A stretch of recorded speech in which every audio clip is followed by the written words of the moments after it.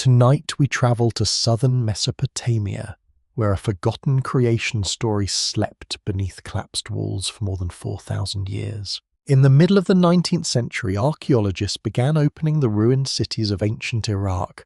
Their workers lifted clay tablets from rooms buried under windblown soil, fallen bricks, and the remains of sacred buildings. Many tablets were blackened by fire. Others had cracked into pieces no larger than a fingernail. Yet the smallest fragments carried extraordinary memories. Scholars at institutions including Oxford University, Yale University, and the University of Pennsylvania eventually helped identify the language pressed into these tablets. It was Sumerian, one of the earliest written languages known to modern archaeology. The signs looked like tiny wedges arranged in careful patterns, each mark impressed into damp clay by a sharpened reed. Some tablets listed grain, some recorded sheep, beer, fields, debts, and temple offerings. Others spoke about the beginning of the world. So, before you get comfortable, take a moment to like the video and subscribe. But only if you genuinely enjoy what I do here. You might also share your location and local time in the comments. It is always strange and comforting to imagine these ancient words reaching people beneath many different night skies. Now let your surroundings grow quiet. You stand at the edge of an excavation shortly before sunset. The air smells of dry earth, old straw, and heated stone. Dust rests inside every broken doorway. A thin wind moves across the plain, carrying no birdsong, only the faint scrape of loose sand against brick.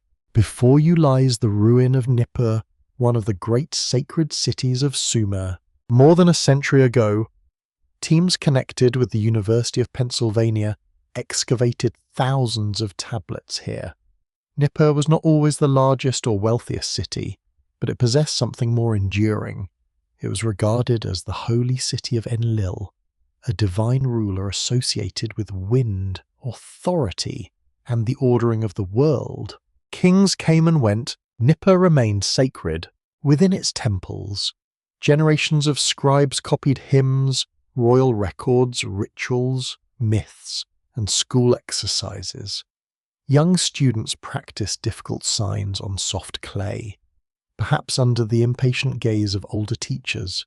Their mistakes survived beside masterpieces of religious poetry, which feels like a very human arrangement.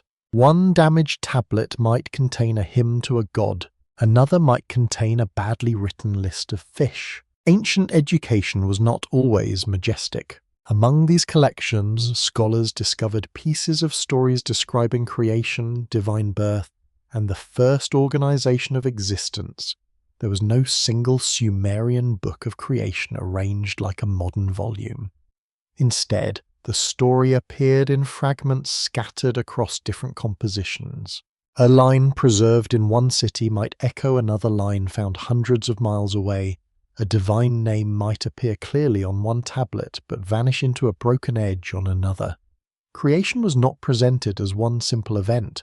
It unfolded through layers of separation, birth, conflict, labor, and sacred authority. This is where the mystery begins. The priests of Sumer did not necessarily hide these stories by burying them in secret chambers. The truth was quieter and perhaps more effective.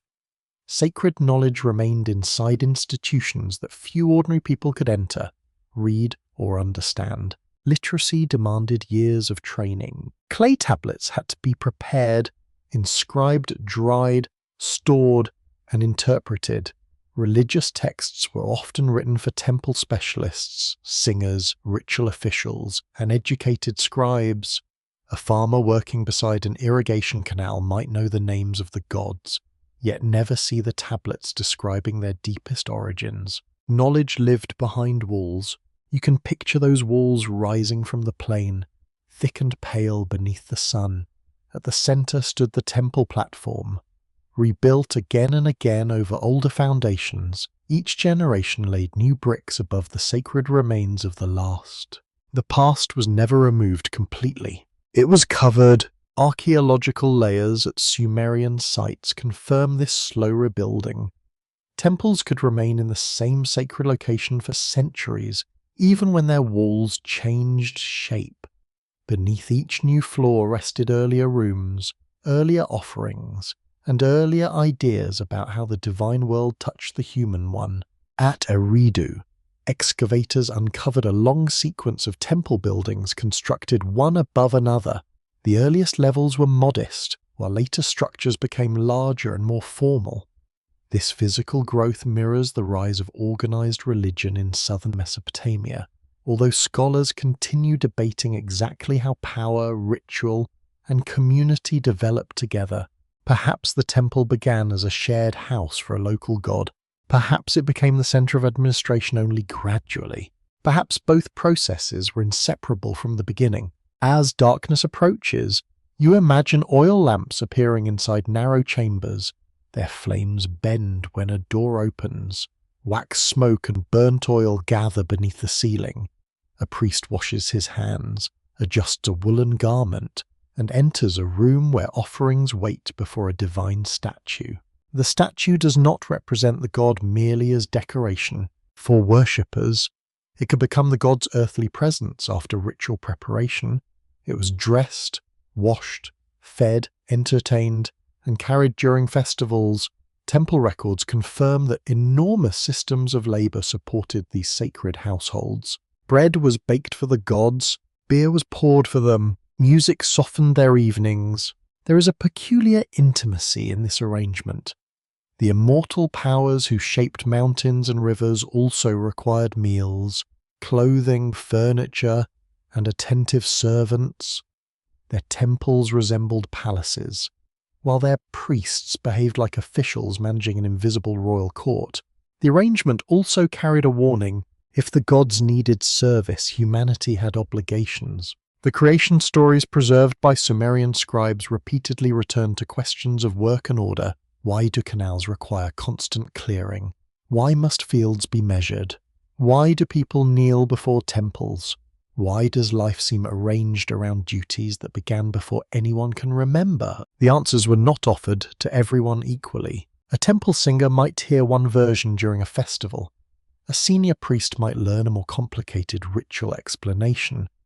A scribe might copy an ancient composition whose language was already difficult in his own lifetime. Modern scholars still debate how widely these myths circulated beyond educated circles.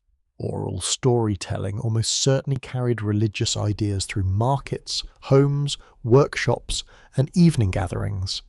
Yet the surviving written forms belonged largely to trained specialists.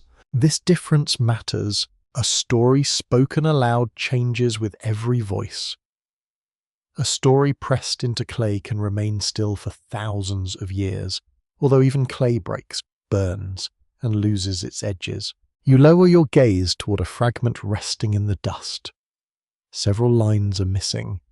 The remaining signs mention heaven, earth, divine powers, and a time before familiar order. Nothing explains who first heard the story. Nothing reveals who was permitted to know its complete form. The fragment simply waits. Around it, the excavation grows darker.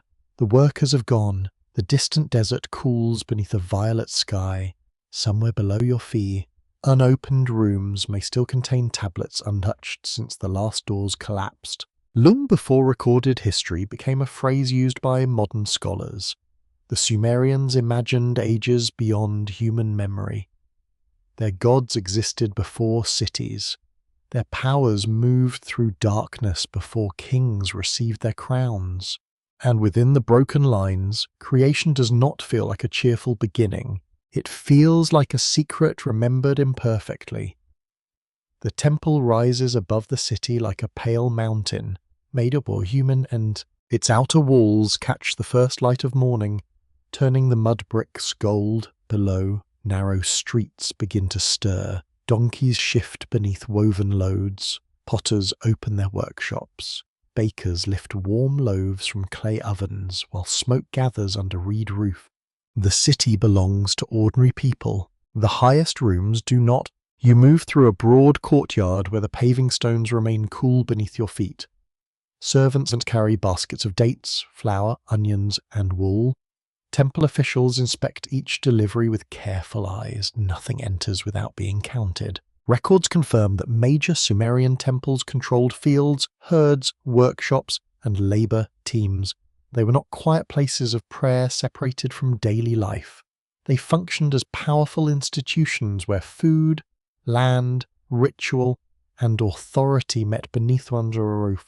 Every basket leaves a trace. Every jar receives a mark. A scribe sits beside the entrance with a clay tablet resting across one palm. His reed stylus moves quickly, pressing short wedges into the damp surface. The marks record quantities, names, dates, and obligations. It does not look mysterious. It looks tired. That detail feels strangely comforting. Even the guardians of sacred knowledge had long working days, difficult supervisors, and tablets that probably refused to dry when needed. Still, his ordinary appearance conceals an extraordinary privilege. I can read. In Sumer, literacy required disciplined training. Students learned hundreds of signs, copied word lists, memorized formal expressions, and practiced languages used in administration and ritual.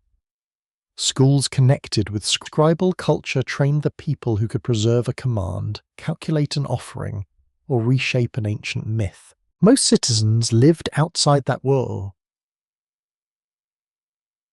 They knew sacred stories through festivals, songs, images, and public ceremony. They watched statues carried through streets. They heard priests chant beneath temple gates. They smelled incense, roasted meat, and fresh bread prepared for the gods. Yet the deeper texts remained difficult to approach. A written tablet was more than a container of words. It belonged to a system of training, rank, and interpretation. Knowing the signs did not guarantee understanding. A ritual composition could contain old expressions, hidden wordplay, symbolic numbers, and references known only to specialists. The secret was not always locked away. Sometimes it was simply unreadable. You pass through a second doorway where the city noise begins to fade. The walls become thicker. Sunlight enters through narrow openings and falls across plastered floors. A faint scent of cedar oil lingers in the air. Several rooms hold shelves made from mud brick. Tablets stand on edge inside shallow compartments. Some carry labels pressed into their surfaces. Others are stored in baskets with small clay tags attached. A library does not quite describe this place. It is an archive, a school, a ritual storehouse, and a memory chamber. Archaeological discoveries at Mesopotamian cities reveal that tablets were often organized by subject, shape, or intended use. Administrative records might fill one room, while hymns and scholarly lists occupied another. Some tablets were copied repeatedly, suggesting that certain texts remained important across many generations. Copying was never neutral. Each copyist made choices. A damaged sign had to be guessed. An ancient phrase had to be understood. A divine title might be preserved, updated, or replaced. When a story survived for centuries, it did so through human hands, and human hands are rarely innocent. The temple protected memory. It also shaped memory. A senior priest approaches a cabinet sealed with clay. His fingers press against the door, testing the cord that binds it. A small lump of clay covers the knot, stamped with an official seal. The seal depicts a worshipper standing before a seated god.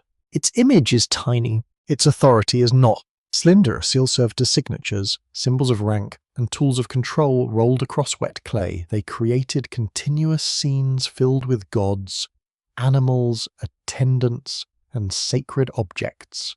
A broken seal announced that someone had entered. Inside the cabinet, rare tablets might contain incantations, ritual instructions, celestial observations, or old myths copied from earlier traditions. Some were practical. Others addressed dangers that could not be seen, such as illness, divine anger, nightmares, and hostile spirits. To modern eyes, these categories may seem separate. To a Sumerian priest, they belong together. A failed harvest could signal poor irrigation. unfavorable weather, or divine displeasure. A fever could require herbs. Prayer and ritual cleansing, the visible world and the sacred world overlapped constantly. This overlap gave priests enormous responsibility. It also gave them power. Temple specialists knew which offering suited a particular god. They understood the correct sequence of gestures, words, purifications, and songs. A mistake could be more than embarrassing. It might disturb the delicate order between the city and the unseen powers believed to govern it. Some rituals were public, others were performed away from crowds. Scholars continue discussing how secrecy functioned within Mesopotamian religion. Certain texts can contain instructions suggesting that knowledge should be restricted to qualified experts. Other compositions appear designed for teaching or repeated performance. The boundary was not absolute. It shifted with context. A hymn could fill a courtyard during a festival, while its more obscure theological meaning remained known only to trained interpreters. A myth could entertain listeners, yet also provide a coded explanation for kingship, labor, or priestly authority. Dangerous knowledge does not need to describe monsters. It only needs to challenge the order of the world. Imagine a creation account stating that humans were fashioned to relieve divine workers. Such a story gives labor a cosmic purpose. It can comfort exhausted farmers by placing their suffering inside a sacred design. It can also justify those who managed that labor. Imagine another tradition suggesting that one god once held authority later claimed by another. That memory could become politically inconvenient when a new city rose to power. Priests serving the victorious god might preserve the older story carefully, alter its emphasis, or allow it to fade. Sacred history could become quiet politics. The archive grows colder as you enter a room without windows. A lamp burns beside a low bench. Its flame reveals tablets covered with dense writing, far more complex than ordinary accounts of grain. One tablet contains a list of divine names. Another describes offerings during a ceremony. A third begins with a world not yet separated into familiar forms. The language moves toward origins, when heaven and earth remain close, when divine generations have not settled into stable ranks. Such beginnings are more than religious poetry. They ask who possessed power first. That question can be unsettling. A temple official might prefer stories that confirm the present arrangement. The city god stands at the center. The priesthood serves correctly. The ruler receives divine approval. The people perform their duties. Older traditions may tell a less tidy story. They may remember rival gods, abandoned sanctuaries, forgotten mothers, defeated powers, or sacred places that existed before the current capital mattered. A small tablet from an old archive can therefore carry a quiet threat. It can remember another order. You hear the soft scrape of sandals behind you. A junior scribe enters, bows, and places a fresh tablet beside the lamp. The clay is smooth and dark with moisture. He begins copying from an older fragment. His task seems simple, but every line requires judgment. A missing sign can change a name. A changed name can alter a divine relationship. A different relationship can reshape the meaning of creation itself. Perhaps he copies faithfully. Perhaps he follows his teacher. Perhaps he improves the story in ways no one will ever detect. There is no dramatic conspiracy. There is something more believable. Institutions preserve what serves them, neglect what does not, and explain the world through the language of their own authority. Over centuries, that process can hide a story without destroying a single tablet. The priest seals the cabinet again. The lamp flickers. Outside, the city continues its work beneath the temple shadow. People trade barley, mend nets, draw water, and carry offerings toward doors they will never cross. Above them, creation waits in clay. Not forbidden to everyone, only guarded by the few. The older silence is not empty. It's crowded with powers that have no cities, no temples, and no human names spoken aloud beneath the sun. You enter a landscape without roads. No plough has opened the soil. No boundary stone divides one field from another. The horizon lies wide beneath a dim sky, and the earth seems unfinished, as though the world has not yet decided what shape it will keep. There are no kings here. There are no scribes. There are only divine presences moving through a time beyond human memory. Sumerian religious traditions often imagined the gods as existing before organized society. The divine world already possessed desire, rivalry, family, labor, and authority before human beings appeared. Civilization did not create the gods.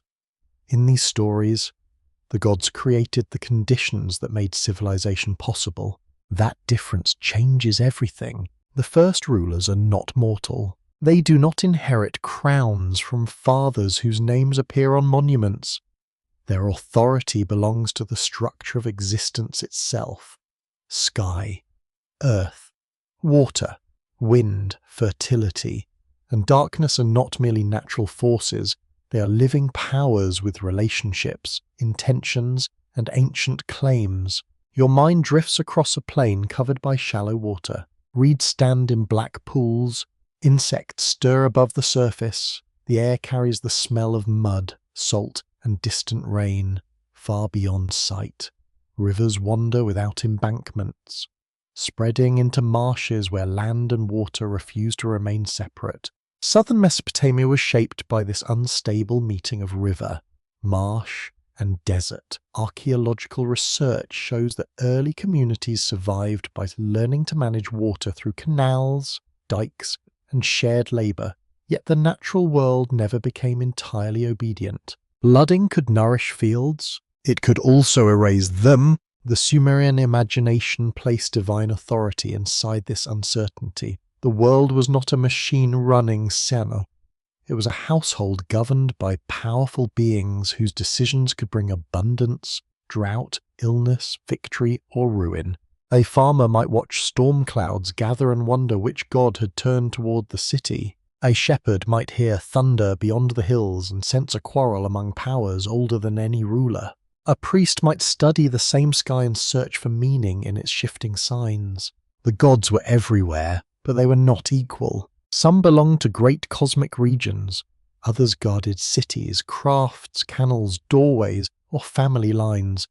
Divine lists preserved by scribes arranged them into generations and ranks, creating vast systems of sacred relationships. These lists were not merely exercises in memory. They mapped authority. A god placed near the beginning possessed a different kind of importance from one assigned a minor household function.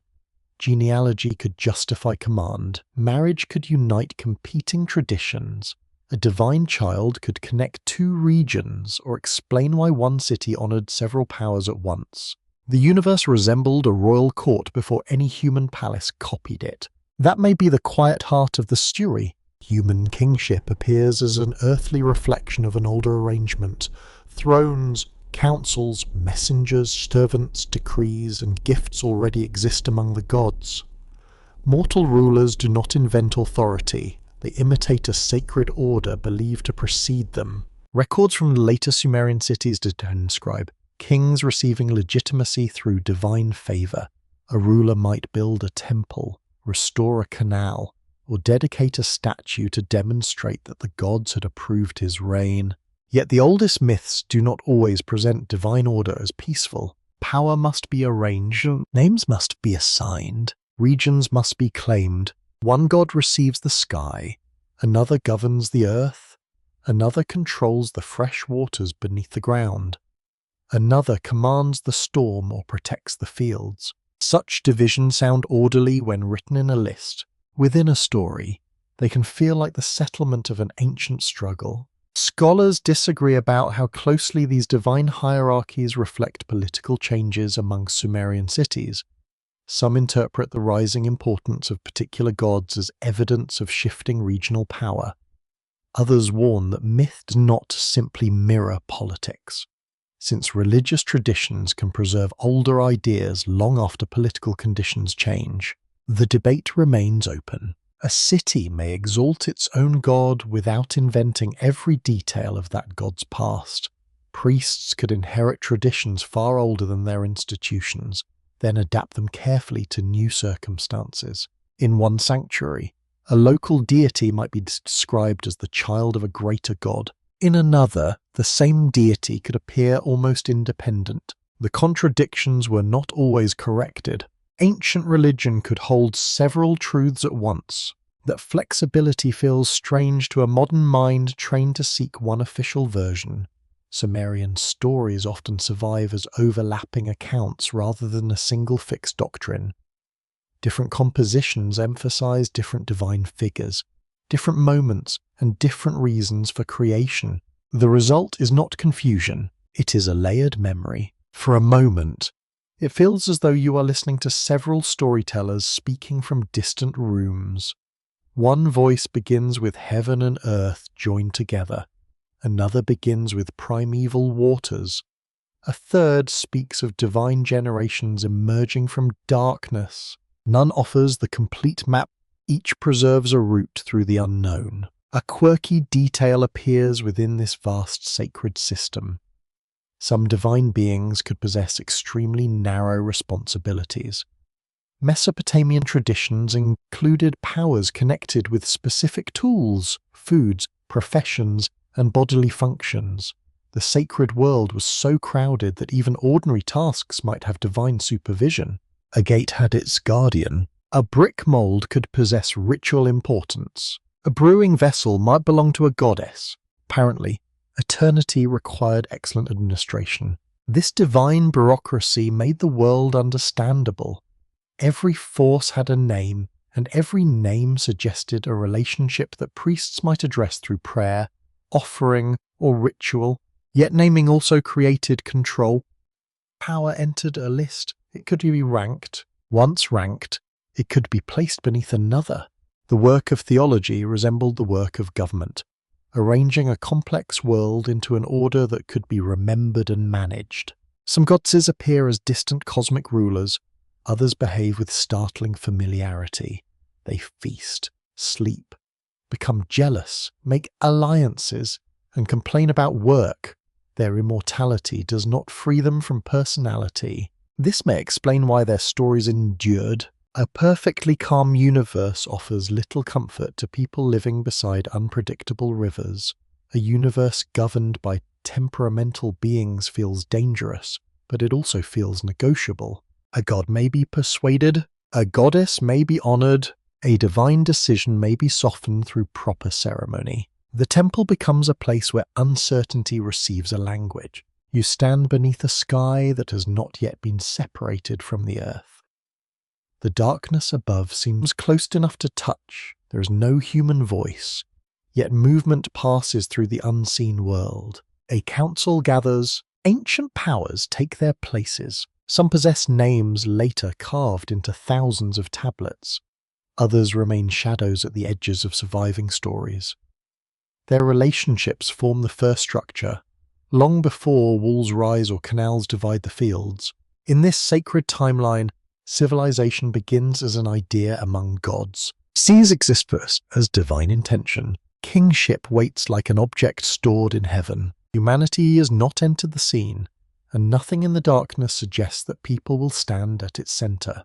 The world is already occupied. Its rulers are already present.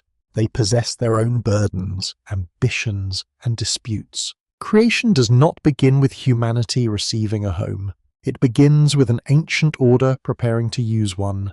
Heaven and earth are still pressed together. There is no open sky above you, only a heavy closeness without distance or horizon. Light cannot travel far. Wind has nowhere to move. The world feels compressed inside a single vast body, silent and waiting. Then separation begins. In several Sumerian traditions, creation does not start from absolute nothingness. The earliest condition already contains substance, presence, and divine potential. What changes is arrangement. The cosmos becomes livable when its joined regions are divided and assigned their proper places. Sky rises. Earth settles. Air enters between them. You feel that first space opening slowly. like a sealed room breathing for the first time. Darkness thins. A faint current touches your soul. Dust lifts from the ground and drifts through a world that has never known movement. The division is not merely physical, it is political. To separate heaven from earth is also to establish domains of authority. The sky belongs to one power, the earth belongs to another. The space between them becomes the realm of wind, storms, breath, and command. Sumerian texts often associate the sky with An, a distant fatherly figure whose name carries the idea of heaven itself. He stands high above ordinary life, remote and dignified, like a king whose presence is rarely required because his authority is already assumed. The earth appears in several forms across different compositions. It may be imagined as a fertile mother, a broad foundation, or a sacred region paired with the sky. These traditions do not always fit neatly together, and scholars continue debating how their earliest forms developed. The uncertainty matters. It suggests that creation was remembered through several sacred lineages, rather than one fixed account. Each city, priestly school, or ritual setting could emphasize a different relationship while still accepting the larger pattern. Heaven and earth were once united. A divine force separated them. Order emerged from distant. The power most often connected with that separation is Enlil, lord of wind and atmosphere. His presence fills the space between the upper and lower worlds. He does not simply control a breeze. He represents the immense invisible region where weather moves. Birds fly and human voices rise. You hear him before you see anything. A low current passes through the darkness. It gathers strength, pressing upward against the sky and downward against the earth. The sound resembles distant reeds bending along a riverbank, then deepens into something too large for any landscape. The joined cosmos begins to part. Stone groans beneath you. The upper darkness lifts. A pale band appears at the edge of sight. Not yet sunrise, but the possibility of light. The air grows cooler. For the first time, above and below become meaningful directions. This act establishes one of the oldest known cosmic patterns in Mesopotamian thought. The world is not created as a finished paradise. It is organized through division, hierarchy, and assigned responsibility. Every region needs a ruler. Every boundary needs protection. Every force must remain where it belongs. That concern reflects the physical world of ancient southern Mesopotamia. Fields depended on carefully maintained boundaries. Canals required banks, cities needed walls. Grain had to be divided into measured portions, and land had to be assigned to households, temples, or rulers. Order meant survival. A broken canal bank could destroy a harvest. A disputed boundary could divide families. A neglected wall could invite raiders or floodwater. The cosmic separation of heaven and earth therefore carried a familiar logic. Creation resembles administration on an unimaginable scale. The gods become surveyors of existence. One power measures the horizon, another steadies the foundations, another controls the waters beneath the soil, another oversees the sun as it crosses the sky. The imagery is grand, yet the principle is practical. A place without boundaries cannot be governed. A world without assigned powers cannot endure. Records from Sumerian literature confirm that divine authority was often expressed through decrees, destinies, and fixed functions. A god did not merely possess strength. A god could determine the proper role of a city, object, craft, or natural force. These decisions formed an invisible structure beneath ordinary life. A plough had a purpose. A temple had a purpose. A river had a purpose. Eventually, humanity would receive one as well. For now, the world remains unfinished. You walk across newly settled earth while the sky continues rising. The ground feels damp and cold under your feet. Shallow pools reflect a ceiling of grey light. Stars have appeared, and no sun marks the hours. The silence changes. It is no longer the silence of compression. It is the silence of vastness. A strange detail survives in later Mesopotamian imagination. The heavens were sometimes pictured not as endless emptiness, but as layered regions made from distinct materials. Different levels could belong to different gods, with hidden waters or precious stones forming parts of the upper world. The sky was less like open space and more like a carefully built palace. That image may sound unusual, yet it follows the same sacred logic. Even the heavens require rooms, ranks, and proper occupants. Divine beings do not drift through an undefined universe. They inhabit an ordered estate. The cosmos becomes architecture. Its foundations lie deep below. Its roof stretches above the clouds. Its central chamber is the world where life will unfold. Open scholarly debate surrounds the question of how literally ancient listeners understood such descriptions. Some historians view them as poetic language shaped by temple ritual. Others argue that these images reflected genuine models of the universe taught within learned circles. Perhaps the distinction was less important to the Sumerians. A sacred image could be symbolic and real at the same time. The sky could be physically present, divinely governed, and poetically described without contradiction. Modern categories separate science, religion, politics, and art. Sumerian thought allowed them to overlap. A hymn could explain weather. A ritual could reinforce authority. A cosmic street could describe both nature and government. This blending gave creation accounts their quiet power. They did not merely explain where the world came from, they taught listeners how the world should remain. Heaven must stay above, earth must remain below. The divine powers must keep their appointed stations. Human beings must eventually accept theirs. You pass beneath the newly opened sky. The first wind moves across your skin, carrying the smell of wet clay. It travels over empty plains and dark waters, touching no city walls because none have been built. The world has space now. It has direction. It has hierarchy, yet it still lacks warmth, cultivation, music, and human breath. The Great Division solves only the first problem. It creates the room in which later acts can occur. Creation proceeds through nothing arrives all at once. That slow unfolding gives the story its unsettling calm.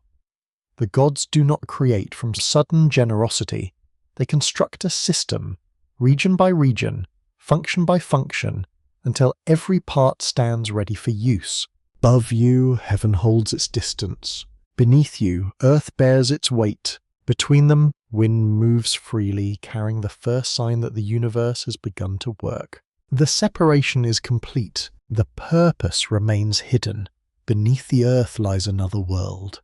You do not reach it by climbing downward through a cave or entering a royal tomb. It exists below the visible ground, hidden beneath fields, temples, riverbeds, and sleeping cities. Its waters are fresh, dark, and immeasurably still. The Sumerians called this deep region the Abzu. It was not the salt sea beyond the marshes. It was the mysterious source beneath the land, the unseen reservoir believed to feed springs, wells, canals, and rivers. In a country where life depended upon water, such a hidden domain could never remain ordinary. It belonged to Enki. You stand beside a quiet pool at dawn. The surface reflects a pale sky without movement. Reeds lean over the water, their green blades trembling in the cool air. Somewhere beneath them, fish pass through shadows that your eyes cannot follow. Nothing appears unusual, yet the water rises from below. That simple fact carried enormous meaning. In southern Mesopotamia, rainfall was limited and unpredictable, while irrigation sustained fields of barley, dates, flax, and vegetables. Water arriving through rivers and channels transformed dry ground into cultivated land. Without it, cities weakened. With too much, walls dissolved. Enki governed the intelligence needed to manage this balance. He was associated with fresh water, craftsmanship, clever speech, ritual knowledge, fertility, and the subtle power of creation. His authority did not strike like thunder. It moved quietly and entering the world through channels, plans, and carefully chosen words. He was a god of hidden solutions. His principal city was Eridu, an ancient settlement near the southern marshes.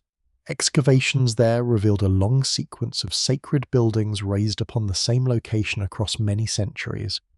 Small early structures gradually became larger temples, suggesting a religious center whose importance deepened over generations. The sanctuary stood close to a watery landscape. Marsh birds crossed the sky, boats moved through reed channels. Fish, mud, salt, and wet vegetation shaped the smell of the region. The Temple of Enki belonged to this meeting place between solid ground and shifting water, where nothing seemed entirely fixed. Inside the sacred building, priests cared for his divine presence. Offerings arrived in measured quantities. Musicians performed hymns. Purified water was carried through ritual spaces, probably in vessels made for specific ceremonies. A council decree from later Mesopotamian tradition confirms that temple water was never merely practical. It could cleanse objects, prepare worshippers, and mark the boundary between common life and sacred activity. Water erased impurity. It also carried authority. You hear it dripping inside a dim chamber. The sound is soft and regular. A stone basin stands beside the wall, filled from a sealed jar. The floor beneath it feels cool. Incense smoke hangs in thin layers under the ceiling. A priest dips his fingers into the basin. He speaks words that have been memorized exactly. The gesture seems simple, but the meaning reaches downward into the hidden deep. The water in the bowl is linked symbolically with Enki's subterranean realm. A small quantity can represent an immeasurable source. Sacred power often works through scale. A cup can contain a river. A temple can contain a cosmos. A whispered name can summon a god. Enki's connection with creation appears through organization rather than sudden force. He assigns functions, establishes customs, and understands the mechanisms that allow civilization to operate in several compositions. He travels through the world distributing powers connected with crafts, offices, cities, and social institutions. These powers were sometimes described as divine ordinances. They governed kingship, weaving, music, metalwork, judgment, wisdom, and many other features of civilized life. Possessing them meant possessing the principles that made an ordered society possible. Scholars continue debating how these sacred ordinances should be interpreted. Some view them as abstract cultural powers. Others understand them as divine rules, ritual objects, or symbolic expressions of social order. Their exact nature remains uncertain.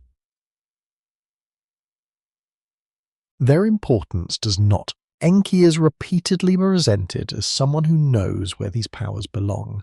He does not create civilization through one dramatic command. He assembles it as a master craftsperson might assemble a complex instrument. Each part has a place. Each function supports another. The city becomes a system. This aspect of Enki feels almost reassuring. He is not distant like the highest sky. He moves close to human problems. When divine plans become destructive, he often finds a way around them. When another god issues a harsh decision, Enki may respond through cunning rather than open rebellion. He listens at walls. He speaks through dreams. He gives instructions indirectly. A peculiar tradition describes him using a reed wall to warn a human survivor about a coming flood. He does not openly challenge the divine council. Instead, he addresses the wall while allowing the intended listener to hear. It is an elegant piece of divine mischief. Apparently, even gods appreciate careful wording. This quiet cleverness distinguishes Enki from powers who rule through command alone. His wisdom includes adaptability. deception, humor, and compassion. He understands that rigid order can become dangerous when no one knows how to bend it. Yet he is not simply gentle. Water itself is not gentle. It nourishes roots, carries boats, fills jars, and cools the skin. It also undermines foundations, spreads disease, and swallows fields. Enki's realm contains both creation and dissolution. You walk deeper into the marsh at sunset. The mud pulls softly against your feet. Frogs call from hidden pools. Insects move above the water like sparks. The smell of wet reeds thickens as the air cools. The horizon becomes difficult to read. Water reflects the sky until the boundary between them disappears. A narrow channel can look shallow while hiding dangerous depth. A floating reed bed may seem solid until it shifts beneath your weight. This landscape teaches caution. It also encourages imagination. The hidden deep beneath the earth may have emerged from careful observation of wells, springs, and river behavior. People could see water rising from the ground, but they could not see its ultimate source. The unseen reservoir became a divine region because mystery already lived within it. Researchers from major universities have examined how Mesopotamian religion developed alongside irrigation, settlement growth, and environmental instability. Their work supports the view that water management shaped both practical institutions and sacred thought. Still, no single explanation contains Enki completely. Ai is more than a reflection of canals. Ai is the intelligence imagined within water itself. His realm is silent because its power does not need display. It works beneath the surface, feeding roots that never see it and wells that never reveal its full depth. Perhaps this is why creation gathers around him. Life begins where hidden water meets prepared earth. Seeds swell, reeds rise, clay softens beneath human hands. The same substance used to build walls, tablets, and statues becomes workable only when water enters it. Dry earth resists, wet clay accepts form. Enki therefore stands close to every act of shaping. A potter turns a vessel, a brickmaker fills a mold, a scribe smooths a tablet, a priest washes a sacred object. In each action, water allows matter to change. The god of the deep does not merely provide moisture, he provides possibility. You return to the quiet pool under a darkening sky. Stars appear one by one in its surface, trembling whenever a fish disturbs the reflection. The world above seems calm. The world below remains unknowable. Between them rests a thin skin of water, bright with starlight and dark beneath. Enki waits there as keeper of plans, guardian of craft, and master of the unseen source. His power enters creation without noise, rising through soil, reed, blood, and breath. Nothing announces his arrival. Things simply begin to live. The scent of crushed herbs drifts through a warm garden. You feel damp soil beneath your fingers, dark and soft from hidden water. Date palms rise above low beds of onions, leeks, and medicinal plants.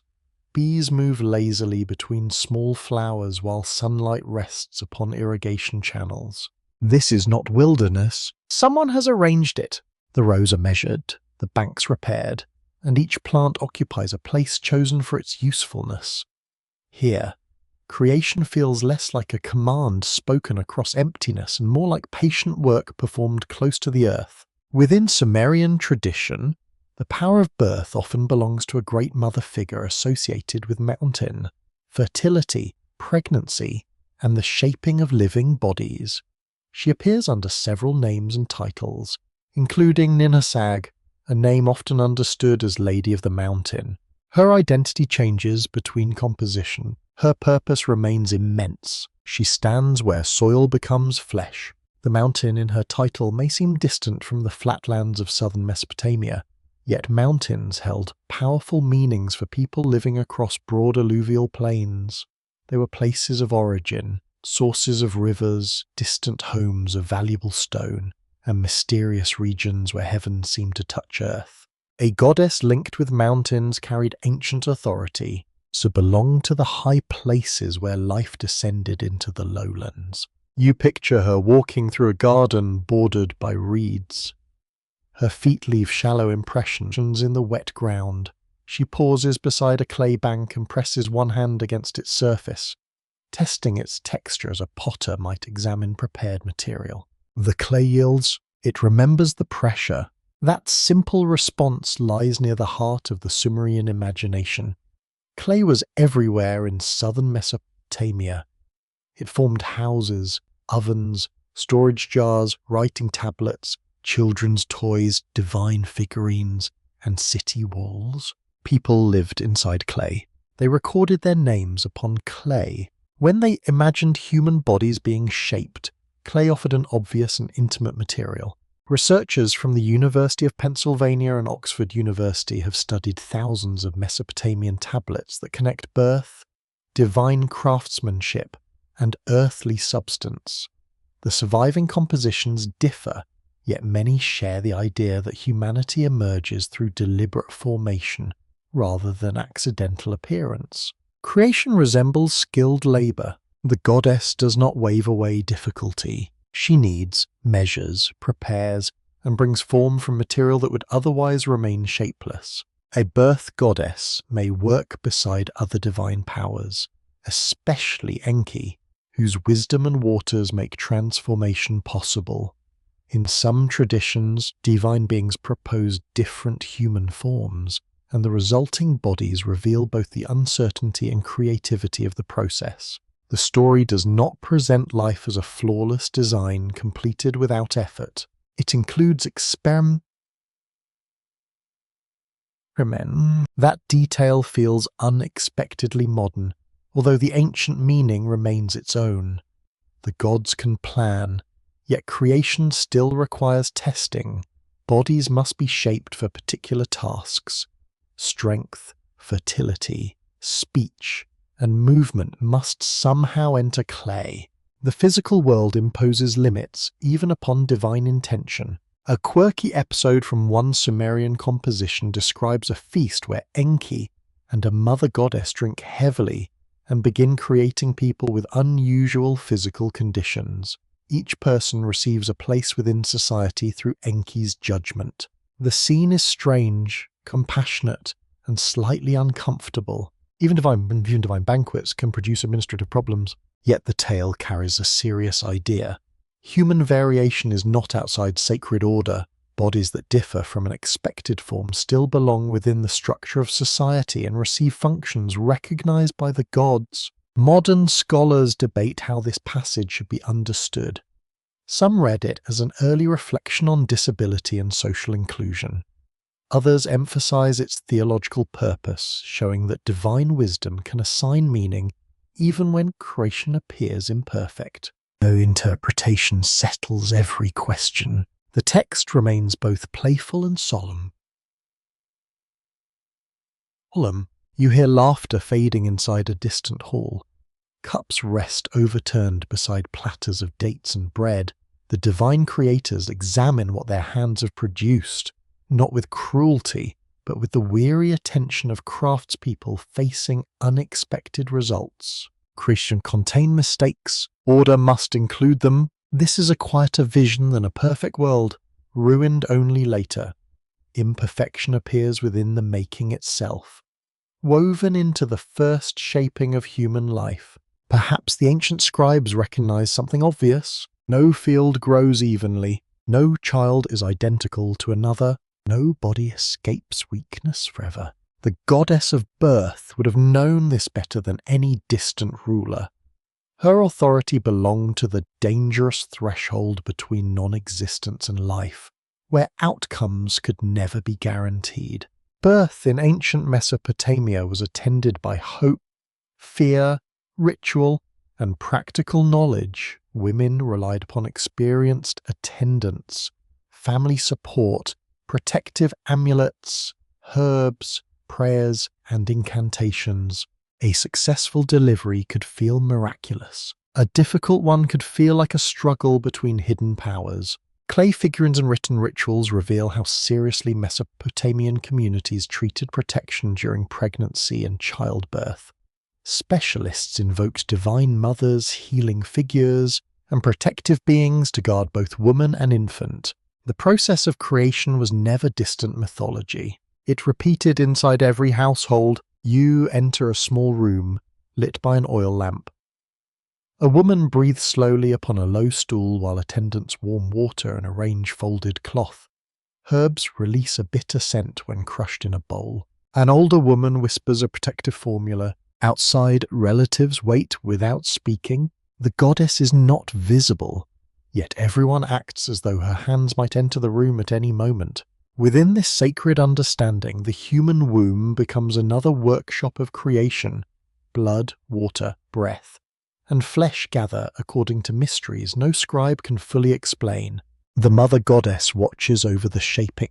Her power is intimate. She does not rule from a remote throne while others perform the difficult work. She enters the process through pain, moisture, touch, and endurance. Records confirm that birth goddesses received worship under several names across Mesopotamia. Their titles often overlap, which has led historians to discuss whether they represent distinct deities, regional forms, or changing expressions of a shared divine role. The debate remains unsettled. Ancient worshippers may not have demanded a single tidy answer. A goddess could be one presence in one city and another presence elsewhere, while still carrying familiar powers. Divine identity could flow like water through different names. The same may be true of creation itself. One text presents a mother goddess as the shaper of people, another emphasizes divine blood, another describes clay, birth goddesses, or carefully appointed wombs. These accounts do not cancel one another. They gather around a mystery. How does lifeless matter become aware? How does Earth begin to speak? The Sumerians answered through images drawn from work they knew. Potters shaped clay, farmers prepared soil, mothers carried children, midwives guided bodies through danger. Creation joined these acts together. You kneel beside the garden bank and lift a handful of wet earth. It feels cool against your palm. Small roots pass through it, white and fragile. Nothing about the clay appears human. Still, it can hold a fingerprint. That mark remains after the hand withdraws. Once dried, it may survive heat, burial, collapse, and thousands of years beneath dust. Perhaps flesh seemed similar. A human life carried the imprint of divine hands. Even though the body returned to earth, the shape disappeared, but the sacred intention might remain. Ninhursag's role therefore reaches beyond motherhood alone. She represents the principle that form can emerge from substance, that life can be drawn from soil, and that creation requires care as well as power. She is not merely fertile earth. She is the intelligence of formation. The garden darkens as evening approaches. Water slips quietly between the rows. Leaves release the day's warmth, filling the air with green, earthy scents. You press the clay gently between your fingers. It changes beneath the smallest movement. A face could rise from it. A hand could be shaped. A body could be prepared for breath, labor, hunger, memory, and sleep. The goddess waits beside the unfinished form, patient as stone and close as a mother's touch. Life has not yet opened its eyes, but the earth is ready. The first human purpose begins with exhaustion. You hear the sound before any figure appears. It is the dull strike of tools against hardened earth. Repeated under a sky without mercy, the rhythm travels across canals, fields, embankments, and unfinished foundations. The workers are divine. They lift baskets of soil onto their shoulders. They clear channels clogged with silt. They dig through heavy ground where water must be guided toward future fields. Their hands are powerful. Their patience is not endless. Several Mesopotamian creation traditions describe a world in which lesser gods perform the burdensome labor required to maintain divine society. They dig waterways, raise banks, and prepare the land while greater powers rule from more comfortable positions. The arrangement looks familiar. Authority rests above, labor bends below. At first, the work continues because the cosmic order demands it. Water must move through channels. Food must reach divine households. Sacred estates must function with the same careful organization later expected from human cities. Yet even immortal workers can resent a system. Their tools grow heavy, their songs disappear, night brings no true relief, because the same tasks return when light reaches the plain. Mud dries against their legs, shoulders ache beneath loaded baskets, the smell of wet soil clings to skin and clothing. You stand near a canal under construction. The bank rises slowly, one basket at a time. Water seeps through cracks, undoing work completed only hours earlier. A divine labourer drops his tool, another follows. The rhythm stops. Silence spreads across the work site, and the silence feels more threatening than noise. A system built upon obedience becomes fragile when those carrying its weight refuse to continue.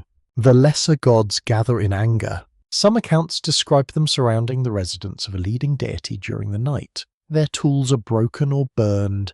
Their complaint rises through the darkness with the force of a storm gathering over flat land. They are not asking for a lighter schedule. They are rejecting the burden itself. This divine rebellion becomes one of the most revealing moments in ancient creation literature. Humanity does not appear because the gods feel lonely. People are not made simply to admire the stars or enjoy a perfect garden. They are designed to work. The idea is unsettling because it gives human toil a sacred origin. The farmer clearing reeds, the labourer carrying bricks, and the servant grinding grain all participate in a duty older than kingship. Work becomes part of creation. So does hierarchy. Researchers at Yale University and the University of Chicago have examined administrative records showing how deeply labour shaped Mesopotamian life. Large institutions organized workers into teams, distributed rations, measured output, and assigned duties according to season and status. The tablets are practical. Their implications are not. Lists of barley, wool, and oil reveal a society where survival depended upon coordinated labour. Canals could not be maintained by isolated households. City walls required thousands of hands. Temples consumed goods produced across wide agricultural estates. Creation stories gave this structure a cosmic reflection. The gods needed service. Human society supplied it. You feel the heat increase as morning rises. Workers move along a canal bank in measured lines. Each person carries a basket filled with soil. An overseer watches their pace while a scribe records the daily ration. Barley beer waits in large jars. Bread lies stacked in baskets. Payment often comes as food, not silver. This does not mean every worker lives in chains. Mesopotamian labour included farmers, dependents, hired workers, temple personnel, debt servants, and enslaved people. Their conditions differed greatly, and scholars continue debating how specific administrative terms should be understood. The records do not describe every human experience. They describe what institutions chose to count. That distinction matters because a rationalist can make suffering look orderly. Each entry appears precise. Each worker becomes a name, a category, or a quantity beside an allocation of grain. The tablet does not record sore feet. It does not preserve the taste of dust or dust. It does not mention a mother wondering whether the ration will last until the next distribution. Myth does something different. It explains why the burden exists. A divine council considers the complaint of the exhausted gods. The problem is not whether the work must continue. The problem is who should perform it. The answer takes shape quietly. Another kind of being can be made. This new creature will maintain canals, prepare offerings, cultivate fields, raise temples, and sustain the divine order. The gods will receive food, praise, and rest. Humanity will receive life. The exchange is unequal, yet it is not without dignity. To serve the gods means participating in cosmic maintenance. Human work feeds sacred institutions, but it also keeps the ordered world from collapsing into neglect. A field left untended returns to weeds. A canal left uncleared fills with silt. A shrine left abandoned loses its music, light, and offerings. The human role becomes necessary because order is never permanent. Creation must be maintained through repeated effort. Every dawn renews the obligation. A peculiar detail appears in several traditions. The gods themselves can become hungry when humans fail to provide offerings. During catastrophic destruction, divine beings may gather anxiously around rising smoke when sacrifices finally resume. Immortal powers, it seems, still appreciate dinner. The image is almost humorous, yet it reveals a serious dependence. Humans serve the gods, yes, but the gods also rely upon humans to sustain their earthly households. The relationship is not simple savory. It is a tense exchange. People offer food, labor, music, and devotion. In return, they seek rain, health, protection, fertility, justice, and stability. No one controls the arrangement completely. A ruler may claim divine favor, but a failed harvest can weaken that claim. A priest may perform every ritual correctly, yet disease can still enter the city. A worker may fulfill every duty and remain poor. The system promises meaning more reliably than fairness. Your ears catch the scrape of a wooden hoe across dry soil.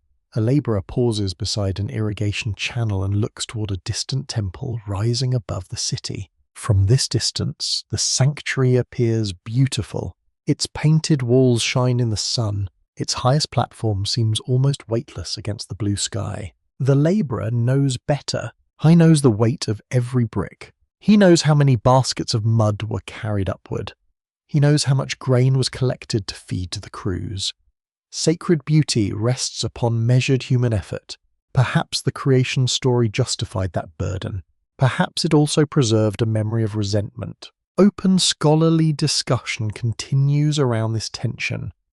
Some historians emphasize the story's role in supporting temple authority and social hierarchy. Others hear a deeper acknowledgement that labor, even divine labor, can become unbearable when imposed without relief. Both interpretations may belong together. A myth can defend a system while revealing its pressure. The lesser gods rebel because work without choice becomes intolerable.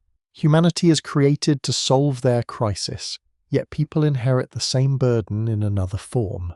The rebellion does not end labor, it transfers it. This may be the hidden sorrow inside the creation account.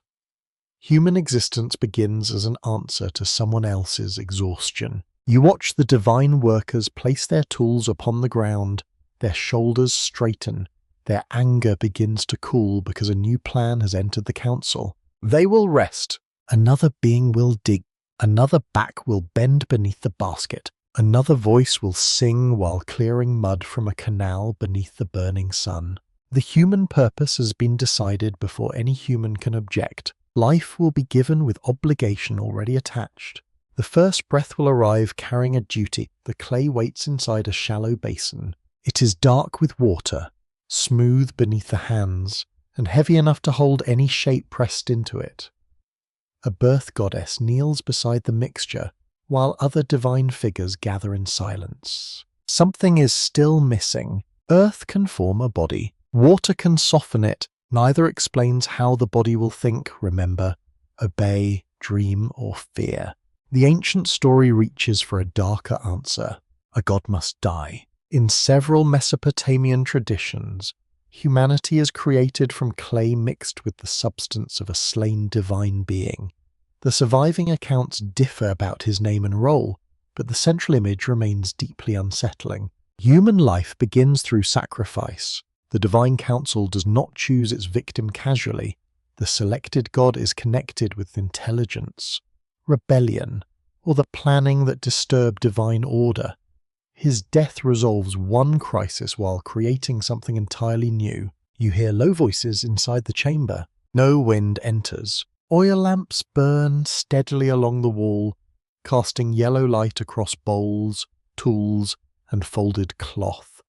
The clay basin rests at the center, waiting like an empty question. The chosen god is brought forward. The text does not linger over violence. Ancient scribes often described sacred actions with formal restraint, allowing implication to carry the weight. A life is taken. Divine blood enters the clay. The mixture changes. This is not ordinary soil now. It contains something from the deathless world. Although that essence has passed through death to reach humanity, the paradox is quiet and immense. People are mortal because they are clay. People possess awareness because clay carries a divine trace. Records from Mesopotamian literature confirm that blood could symbolize life, kinship, guilt, and identity.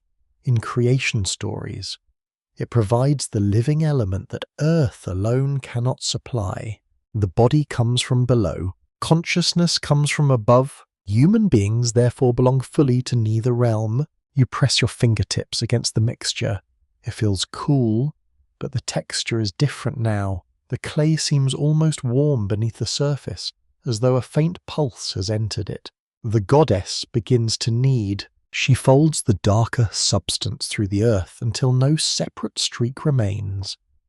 Every motion joins mortality with divinity, service with intelligence, and obedience with the possibility of refusal. That last possibility matters. If humanity carries something divine, then people may inherit more than the ability to work. They may also inherit desire, cunning, anger, memory, and the urge to question authority. The gods solve one problem, they may create another. Scholars at Oxford University and Yale University have examined how the divine blood functions within these traditions. Some interpret it as the source of human intelligence. Others emphasize its role in establishing responsibility, since humanity inherits the consequences attached to the slain god.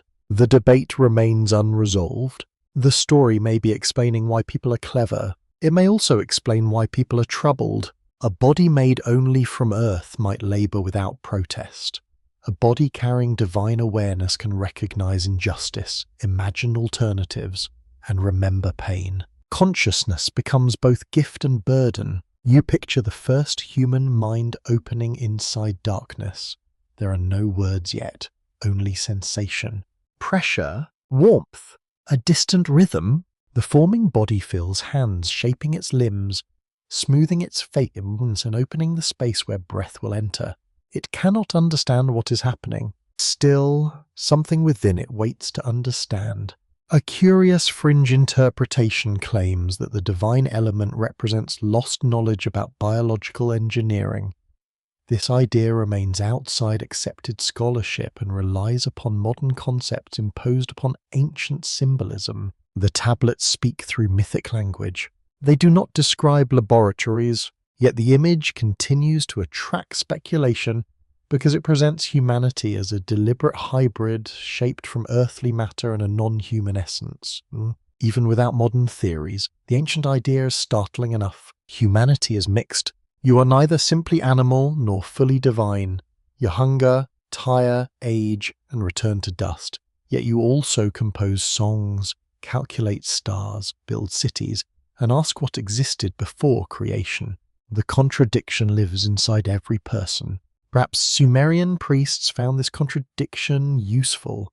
It explained why humans could serve the gods while still resembling them in thought and behavior. It also gave sacred authority a claim upon every human body. If divine substance lives within you, then worship becomes a form of recognition. If that substance came from a condemned god, then life may carry inherited obligation. The creation account does not offer innocence. It offers debt. The clay is divided into portions. Birth goddesses receive them and prepare the forms. Some traditions describe 14 pieces, divided into equal groups intended to produce male and female bodies. The number gives creation an organized rhythm. Nothing is random. Each portion is handled according to ritual order. The shaping takes place under watchful divine attention, with time measured carefully until the forms are ready. Creation resembles both a workshop and a birth chamber. The atmosphere is sacred, but also practical. Hands become dirty, bowls must be filled, instruction must be followed. Ancient myths often place extraordinary events inside familiar labor. A goddess needs clay because people knew what kneading required. The act was visible in kitchens, pottery yards, brick fields, and construction sites. Divinity works through ordinary motions. The extraordinary hides inside repetition. You hear the soft slap of wet clay against the basin. Fingers press inward, fold, turn, and press again.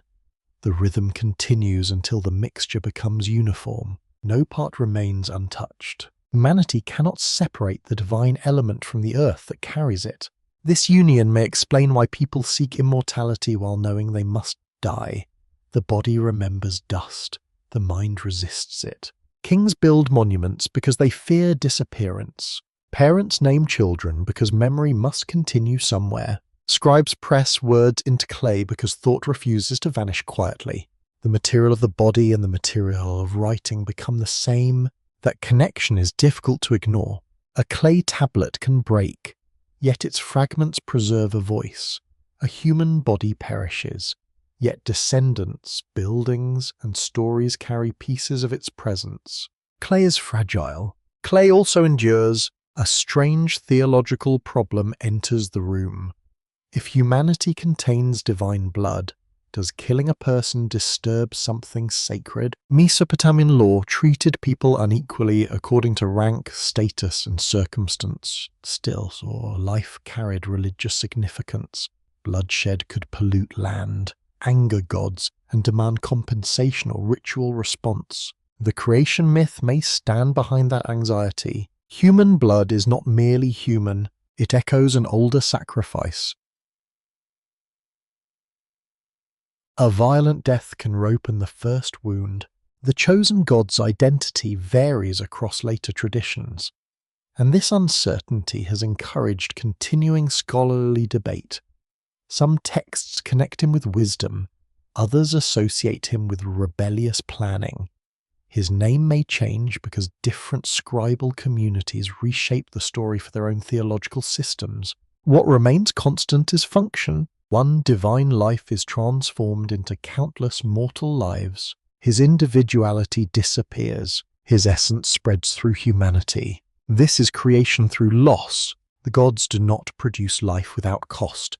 They transfer consciousness from one order of being into another, creating a species capable of maintaining the world and remembering that maintenance.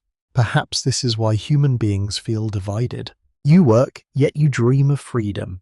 You obey, yet you question. You build temples, yet wonder whether the gods deserve them. The divine fragment within clay may be the source of every contradiction. A body is lifted from the basin. Its limbs are complete. Its face remains still. No breath moves through the mouth, but the form no longer appears empty. Something waits behind the closed eyes.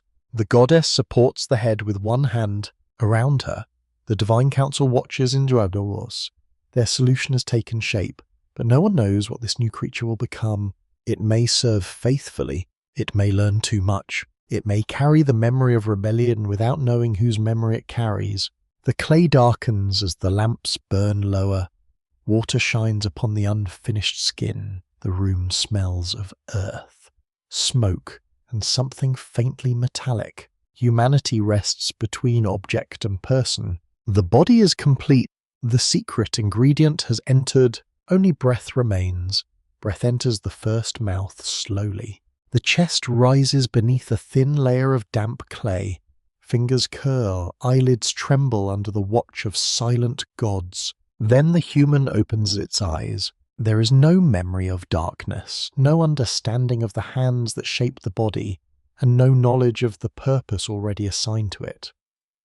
Awareness arrives inside a world that seems complete. The sky is high. The ground is firm. Water moves through prepared channels. The gods are waiting. You feel air pass through unfamiliar lungs. Every sensation is sharp. Cool clay touches your back. Lamp smoke stings your eyes. The smallest sound carries enormous weight because nothing has yet become ordinary. A bowl scrapes against stone. A sandal shifts across the floor. Someone speaks your first command. Human awakening is not presented as an entrance into complete freedom. The new beings are placed inside an existing structure of duties, sacred estates, divine households, and cultivated land.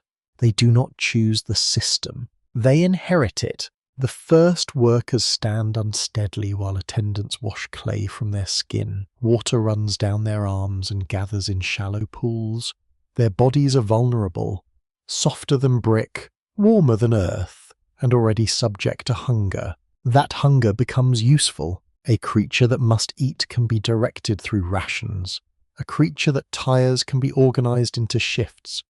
A creature that fears divine anger can be taught obedience. The first lesson is practical. Food follows Lee. Mesopotamian administrative tablets preserve careful records of grain, oil, fish, wool, and beer distributed to workers.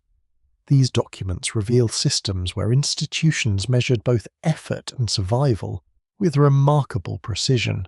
A person received enough to continue. The tablet confirmed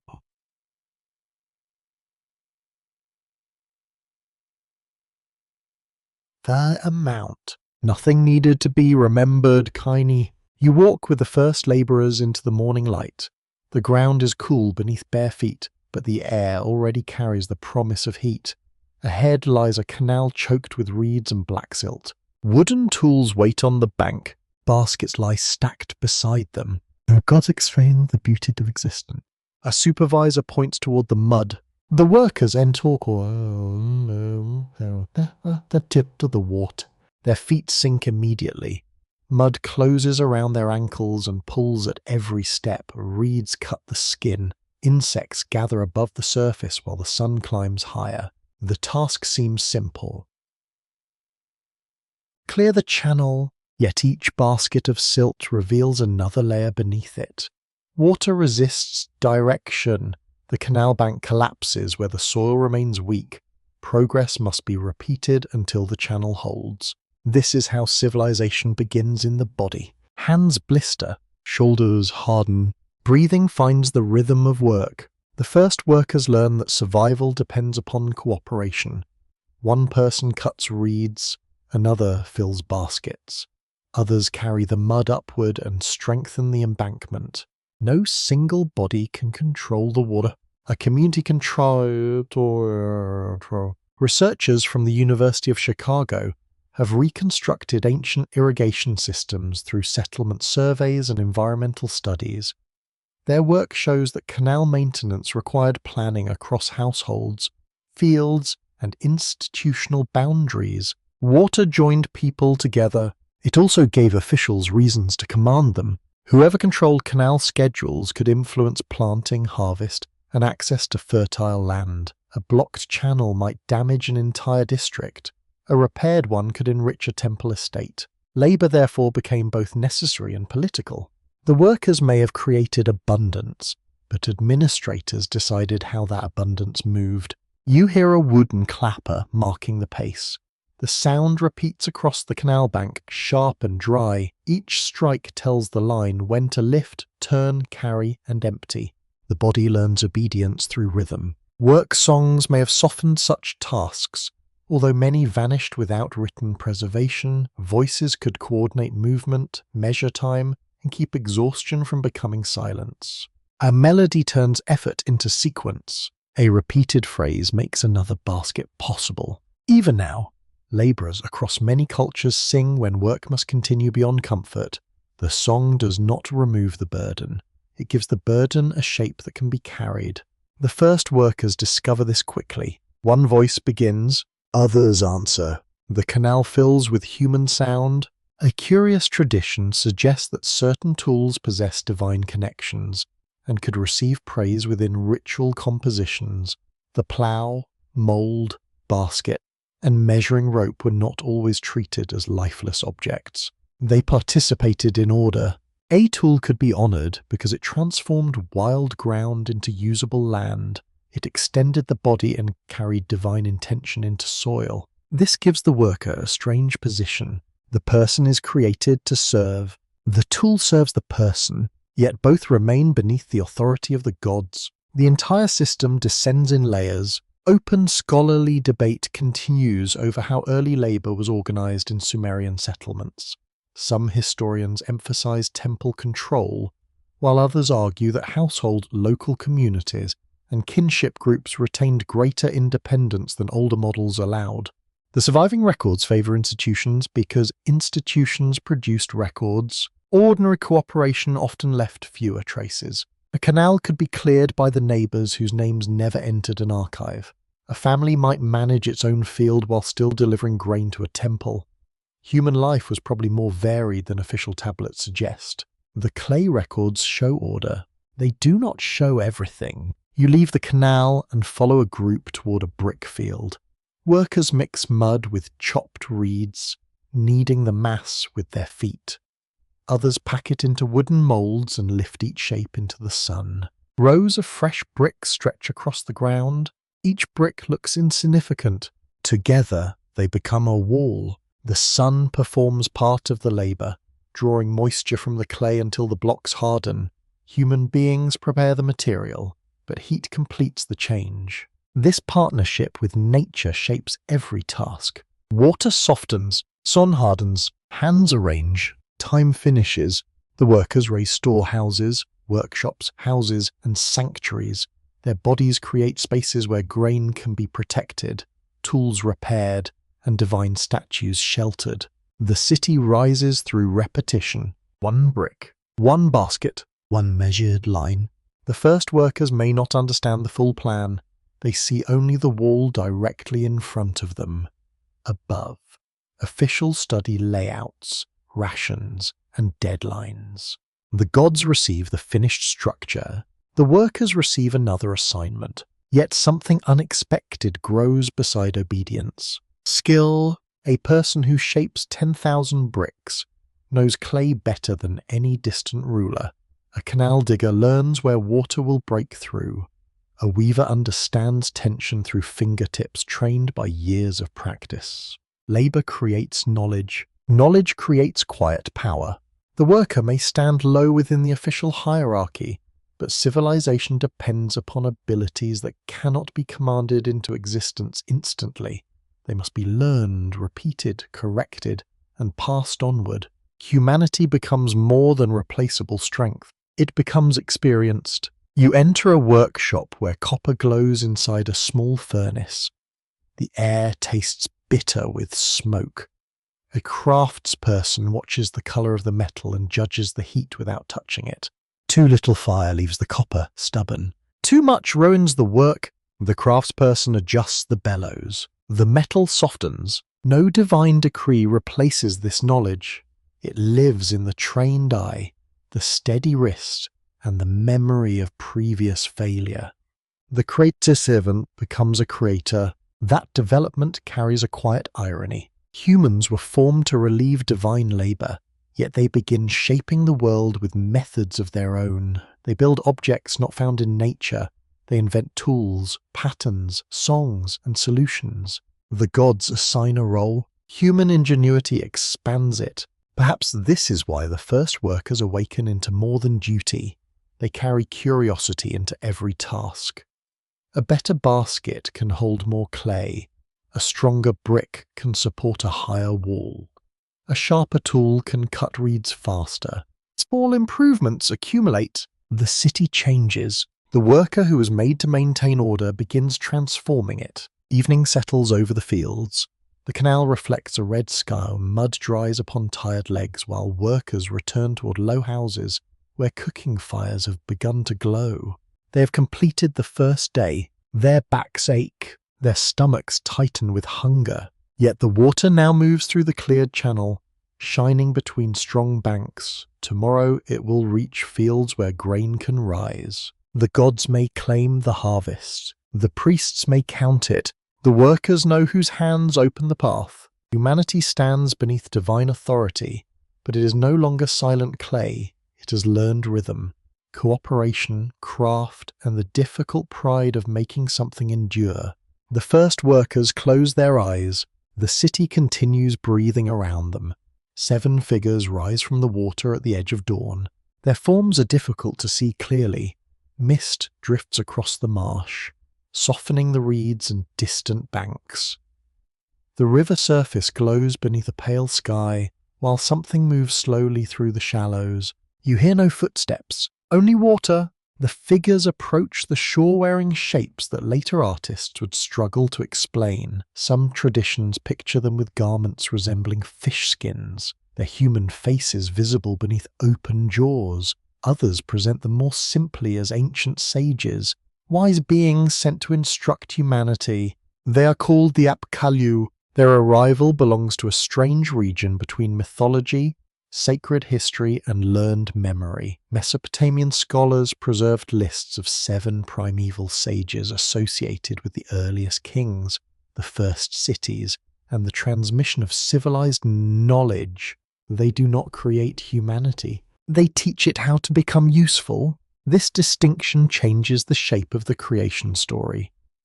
A human body may awaken with strength, awareness, and curiosity. Yet civilization requires more than breath. People must learn how to measure land, build temples, establish rituals, interpret signs, and preserve knowledge. The sages bring order into skill. They stand near rulers whose reigns belong to remote sacred time, when kingship is said to descend from heaven.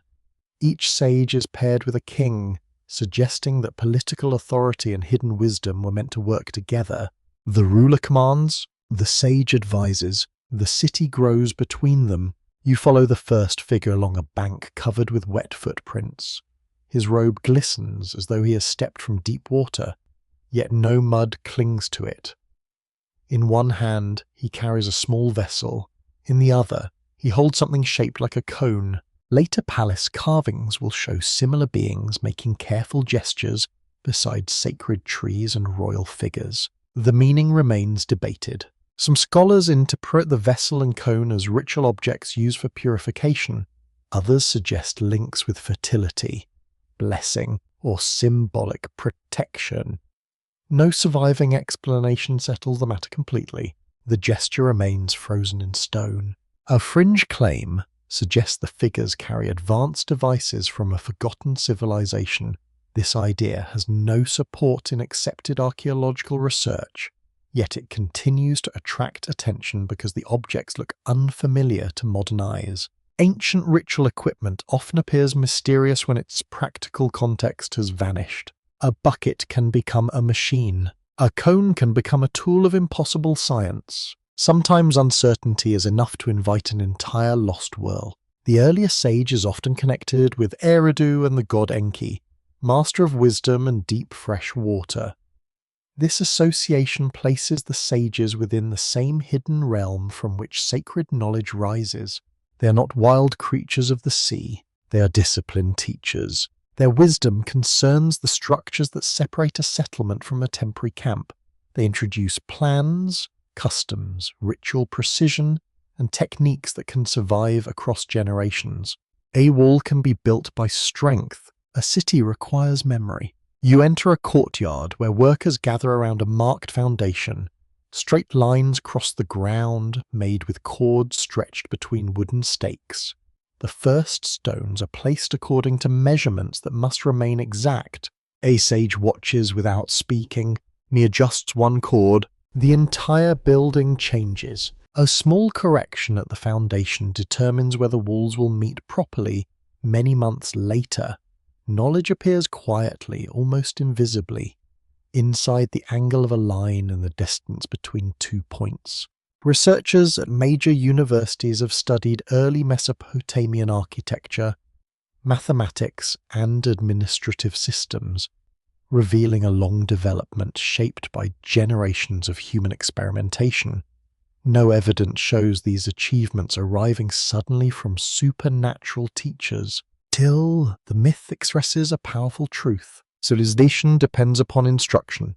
A craft dies when no one teaches it. A ritual disappears when no one remembers its sequence. A measurement becomes useless when no one understands its standard. The sages personify the chain of transmission. They stand at the imagined beginning of every lesson. One teaches temple construction. Another protects sacred rules. Another may interpret heavenly signs. Another preserves the correct forms of speech, ceremony, and royal conduct. Their individual identities vary across surviving lists, and their names can be difficult to connect with specific functions, yet the number 7 remains stable enough to feel deliberate. Carried symbolic importance across Mesopotamian culture. It could suggest completeness, divine order, or a structured group whose members fulfilled related roles. There were 7 sages. Later traditions also spoke of 7 threatening spirits, 7 gates, or 7-fold ritual actions. The number made a system feel complete. Use it beside a clay tablet while a learned scribe recites the names. His voice remains steady, but the language sounds ancient even to those around him. The list is more than a record. It is a genealogy of knowledge. Every teacher claims a teacher. Every line of learning reaches backward toward a sacred source. Mesopotamian scholars often described important knowledge as inherited from remote antiquity. A learned person did not always present an idea as personal invention. Authority came from preservation, accurate copying, and connection with an older tradition. Novelty could appear suspicious. Antiquity carried prestige. The sages therefore offered the perfect origin for scholarly authority. If wisdom began with beings appointed by the gods, then trained experts could present themselves as guardians of a sacred inheritance. A priest interpreting an omen was not merely offering an opinion. He stood within a chain reaching toward primeval teachers. A healer reciting an incantation belonged to the same pattern. A royal advisor reading celestial signs could claim knowledge older than the kingdom itself. This connection strengthened learned institutions. It also placed limits around wisdom. Not everyone received the teaching. The sages instructed kings, priests, builders, and specialists. Their knowledge entered society through ranked channels rather than spreading freely across every household. The old structure returns in another form. Humanity is created as a group. Knowledge is distributed selectively. You walk through a scribal room where students repeat signs on damp tablets. Their teacher carries a stick, useful for pointing and perhaps for encouraging concentration with slightly less philosophical methods. The students copy lists of words, trees, stones, birds, professions, cities. The exercise may seem dull, but it trains the mind to classify the world. Naming becomes a form of order.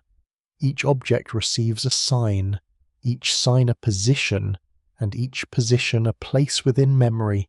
The wisdom of the sages survives through repetition, not through miracles. A child presses the same wedge incorrectly several times. The teacher smooths the clay and demonstrates the stroke again.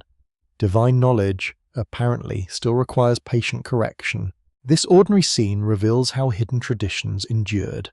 They survived because institutions trained people to copy them. They survived because students memorized old names whose meanings were fading. They survived because scholars believed the ancient material deserved preservation, even when portions had become obscure. Open debate continues over whether the Apkallu traditions preserve memories of real priestly founders, legendary culture heroes, or purely mythological beings. Some historians see them as symbols of scholarly identity. Others suspect that older regional traditions may lie beneath their later forms. The evidence allows several possibilities. A respected teacher can become a legendary ancestor. A legendary ancestor can become divine. A divine figure can later be remembered as historical. Time softens the boundary between them. The fish-like appearance of some sages may reflect their connection with Enki and the watery deep. It may also represent ritual clothing worn by human priests. Images of figures covered with fish skins could preserve ceremonial practices whose full meaning is lost. You can almost smell the drying scales. Imagine a priest wearing such a garment beneath the heat of a temple courtyard. Sacred dignity would require impressive endurance, and probably a determined refusal to discuss the odor. Yet the costume would transform the wearer. I would appear neither entirely human nor entirely aquatic. I would embody the passage between hidden water and visible land, carrying wisdom from one realm into another. This is the essential function of the 7. They cross boundaries. They bring what lies beneath into the human world. Their knowledge does not make people free from labor. It makes labor more organized, productive, and enduring. Canals become networks, bricks become monuments, marks become writing. Humanity becomes capable of memory beyond a single lifetime. That may be the greatest gift. A worker can teach a child. A scribe can speak to a reader not yet born. A city can preserve decisions after its rulers have died. Knowledge begins to outlive the body. Night settles over the riverbank. The 7 figures stand where water touches land, their outlines fading into the mist. No one knows whether they were imagined as gods, priests, ancestors, or something between. Their lesson remains: civilization is not only built, it is transmitted. The final sage turns toward the dark water. Ripples spread across the surface, catching small fragments of moonlight. Then the figures disappear. Their names remain in clay. Eridu rests where the marshlands meet the dry plain. You approach across pale ground broken by reed beds, shallow channels, and abandoned water courses. The air tastes faintly of salt. Heat rises from the earth in wavering sheets, bending the horizon until the distant ruins seem to float. This place does not announce itself loudly. Its oldest power lies beneath your feet. Eridu was among the earliest known urban settlements of southern Mesopotamia. Archaeologists uncovered a long sequence of sacred buildings there, each constructed upon the remains of an older sanctuary. The pattern begins modestly. A small rectangular room stands upon clean sand. Its walls are made from mud brick. A raised platform occupies one end, while a simple offering table faces it. There is no monumental staircase. There is no towering palace. Carefully arranged sacred sit. You step through the imagined doorway and feel cool plaster beneath your palm. The room smells of damp clay, fish oil, and reed matting. Light enters through a narrow opening, touching bowls placed near the platform. Someone has swept the floor. Someone has brought food. Someone believes a divine presence lives here. The earliest temple levels at Eridu suggest that organized ritual developed alongside settled community life. People return to the same location repeatedly, repairing walls and rebuilding foundations while preserving the sacred center. That continuity is remarkable. A house may be abandoned when its roof collapses. A shrine is rebuilt because its place matters. The location itself becomes part of the belief, even when walls change. The ground remains connected with divine memory. Generation follows generation. Each community raises a new temple above the old one. The sacred building grows larger as the settlement becomes more complex. Buttressed walls appear, platforms rise higher, rooms multiply around the central chamber. Architecture begins expressing hierarchy. The god remains within. The people stand farther away. Researchers associated with the University of Chicago and Oxford University have examined how early Mesopotamian temples developed from relatively small communal buildings into larger institutions. Their studies connect architectural change with expanding populations, food production, craft specialization, and social authority.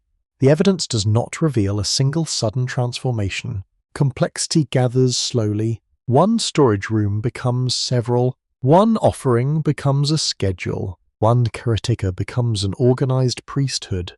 A sanctuary can become an institution without anyone announcing the moment of change. You walk across a later temple courtyard, where workers unload baskets from narrow boats. Fish gleam beneath woven covers. Dates arrive in clay jars. Bundles of reeds are stacked beside bricks drying under the sun. Every item has a destination. The temple consumes, stores, redistributes, and records. Its god receives offerings, but the institution around him requires administrators, cooks, musicians, cleaners, gardeners, boatmen, herders, brewers, and scribes. Sacred life becomes economic life. Economic life becomes sacred duty. At Eridu, the central deity was Enki, lord of hidden, fresh water and wisdom. His sanctuary was known as the House of the Water Deep, a name that linked the temple directly with the invisible source beneath the earth. The building stood on dry ground.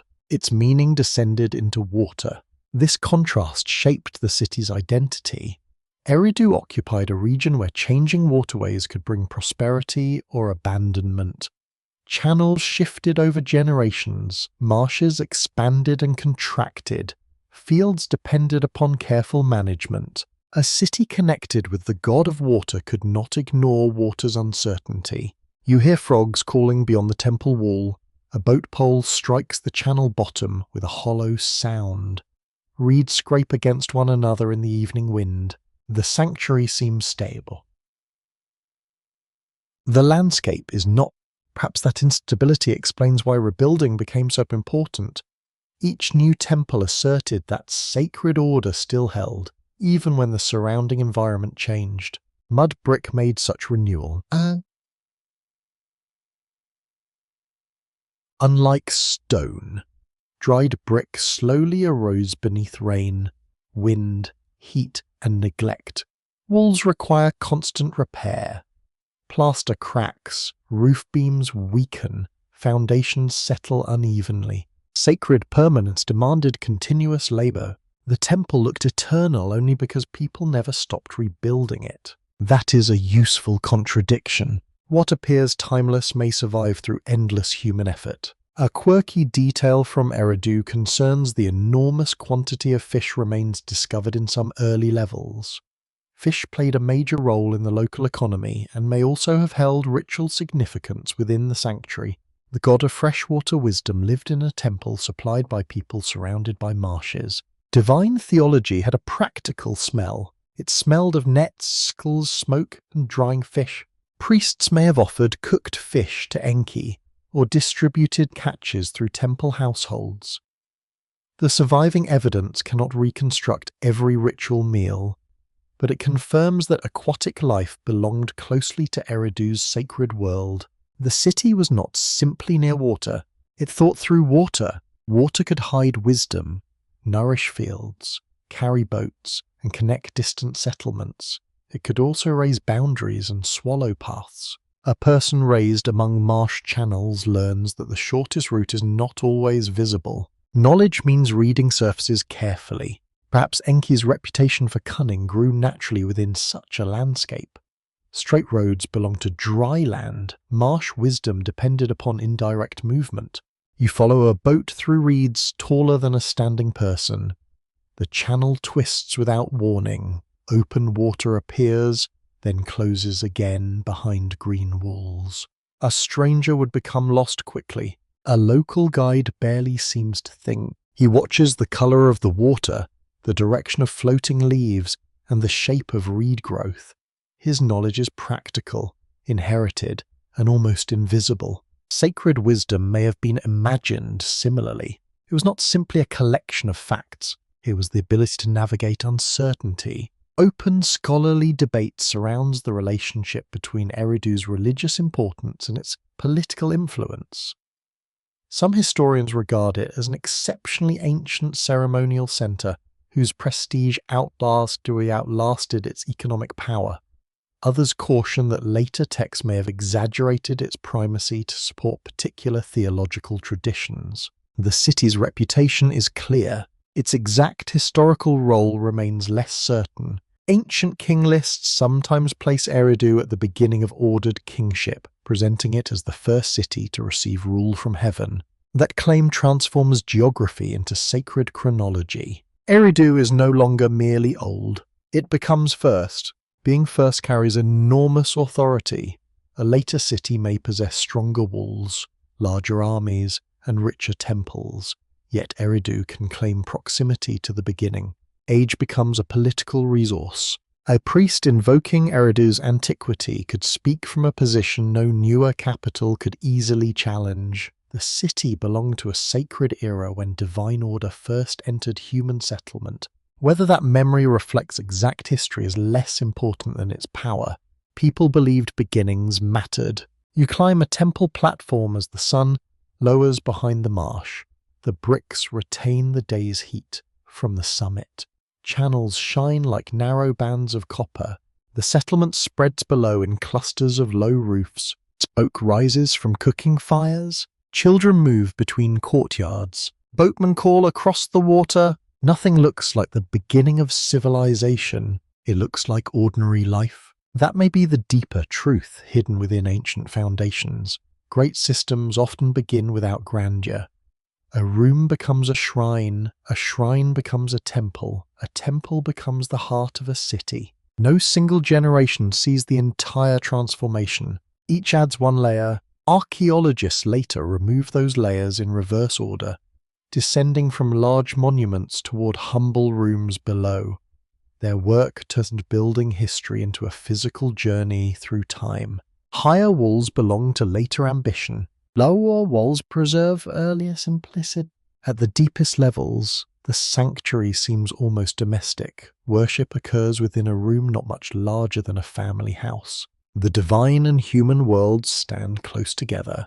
Distance grows with power. As institutions expand, access narrows. Courtyards, platforms, gateways, and restricted chambers separate the sacred center from ordinary people. The architecture teaches social order without speaking. Some may enter, others must wait outside.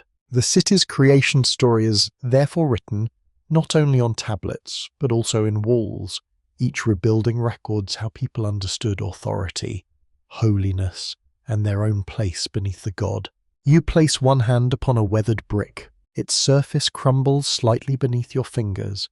Straw fibers remain visible inside the clay, bound together by hands that vanished thousands of years ago. The material is fragile. The pattern endures. Temple above temple, floor above floor, offering above offering. The people of Eridu built memory vertically. Their sacred past did not disappear. It remained buried inside the present. Night gathers across the marsh. Lamps begin glowing within the temple rooms, small and amber against the darkening plain. From below comes the soft movement of hidden water. From above comes the steady light of stars. Eridu rests between them, ancient, layered, and unfinished. A new king enters the temple beneath a canopy of woven cloth. Incense gathers in the rafters. Musicians strike low drums while officials stand in careful rows. The ruler carries offerings, but everyone understands that he also carries ambition. His city has grown powerful. Its god must now appear powerful too. In ancient Mesopotamia, political change often altered the way sacred stories were told. A city that conquered rivals did not merely seize fields, canals, and workshops. It inherited older temples, older gods, and older memories that could not always be erased. They had to be rearranged. You watch scribes unroll reed mats across a quiet chamber. Tablets are placed before them in small groups. Some contain hymns praising the local deity. Others preserve much older traditions in which another god stands at the center. The scribes do not burn the inconvenient texts. They copy them carefully. Then they adjust emphasis. A divine title may be expanded. A family relationship may be clarified in favor of the ruling city. An old victory may be retold so that a newly important god receives a greater role. The changes can be subtle. A name moved one line higher can alter an entire hierarchy. Temple scholars were not careless propagandists scribbling crude praise for whoever held the palace. Many were highly trained guardians of tradition. They respected ancient language, sacred forms, and inherited ritual. Yet they also served the living institutions. A temple depended upon royal support. Kings funded rebuilding, donated land, restored statues, and sponsored festivals. A priesthood that ignored political reality risked losing influence, wealth, or protection. Sacred memory had to remain useful. Records from major Mesopotamian cities confirm that rulers repeatedly restored temples and presented those restorations as acts of devotion. Inscriptions describe kings discovering ancient foundations, renewing neglected rites, and returning divine favor to the land. The language I saw sounds humble. The message is powerful. A king who rebuilds a sanctuary claims intimacy with its god. He presents himself as the chosen protector of an ancient order, even when his dynasty arrived through war. Conquest becomes restoration. Political change becomes sacred correction. You hear a chisel tapping against stone in a temple courtyard. Workers are cutting a royal inscription into a foundation deposit that will soon disappear beneath new brickwork. The text praises the king's obedience. It says little about defeated rivals. Future builders may uncover the inscription centuries later and read only the official version. The violence of transition vanishes beneath language of renewal. History becomes smooth. Reality was not. Cities rose through alliances, rebellion, famine, military force, and control of water. Their gods rose with them, sometimes absorbing the titles, symbols, or functions of older deities. A storm god might become a king of gods. A city goddess might gain authority over distant regions. An ancient mother figure might be reduced to a supporting role within a newer divine family. The change rarely happened in one decree. It accumulated through repetition. A new hymn praised the ascendant deity. A festival gave that deity a larger procession. A school text placed the divine name closer to the beginning of a list. A royal inscription credited the god with victory. Within several generations, the new arrangement could appear timeless.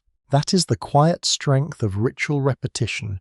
What happens annually begins to feel eternal. You stand beside a processional road at sunset.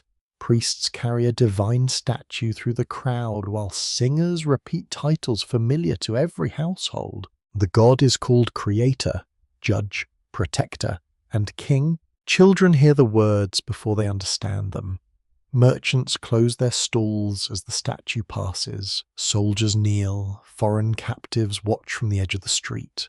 A public ceremony teaches theology without requiring anyone to read. The city sees power moving before its eyes. The older divine order survives only in restricted tablets, regional customs, and fragments that no longer fit the official celebration. A quirky feature of Mesopotamian religion is that gods could accumulate enormous numbers of names. Some names were titles, some reflected local forms, and others absorbed qualities once associated with different deities. A single god could become a theological collection. This process made religious systems flexible.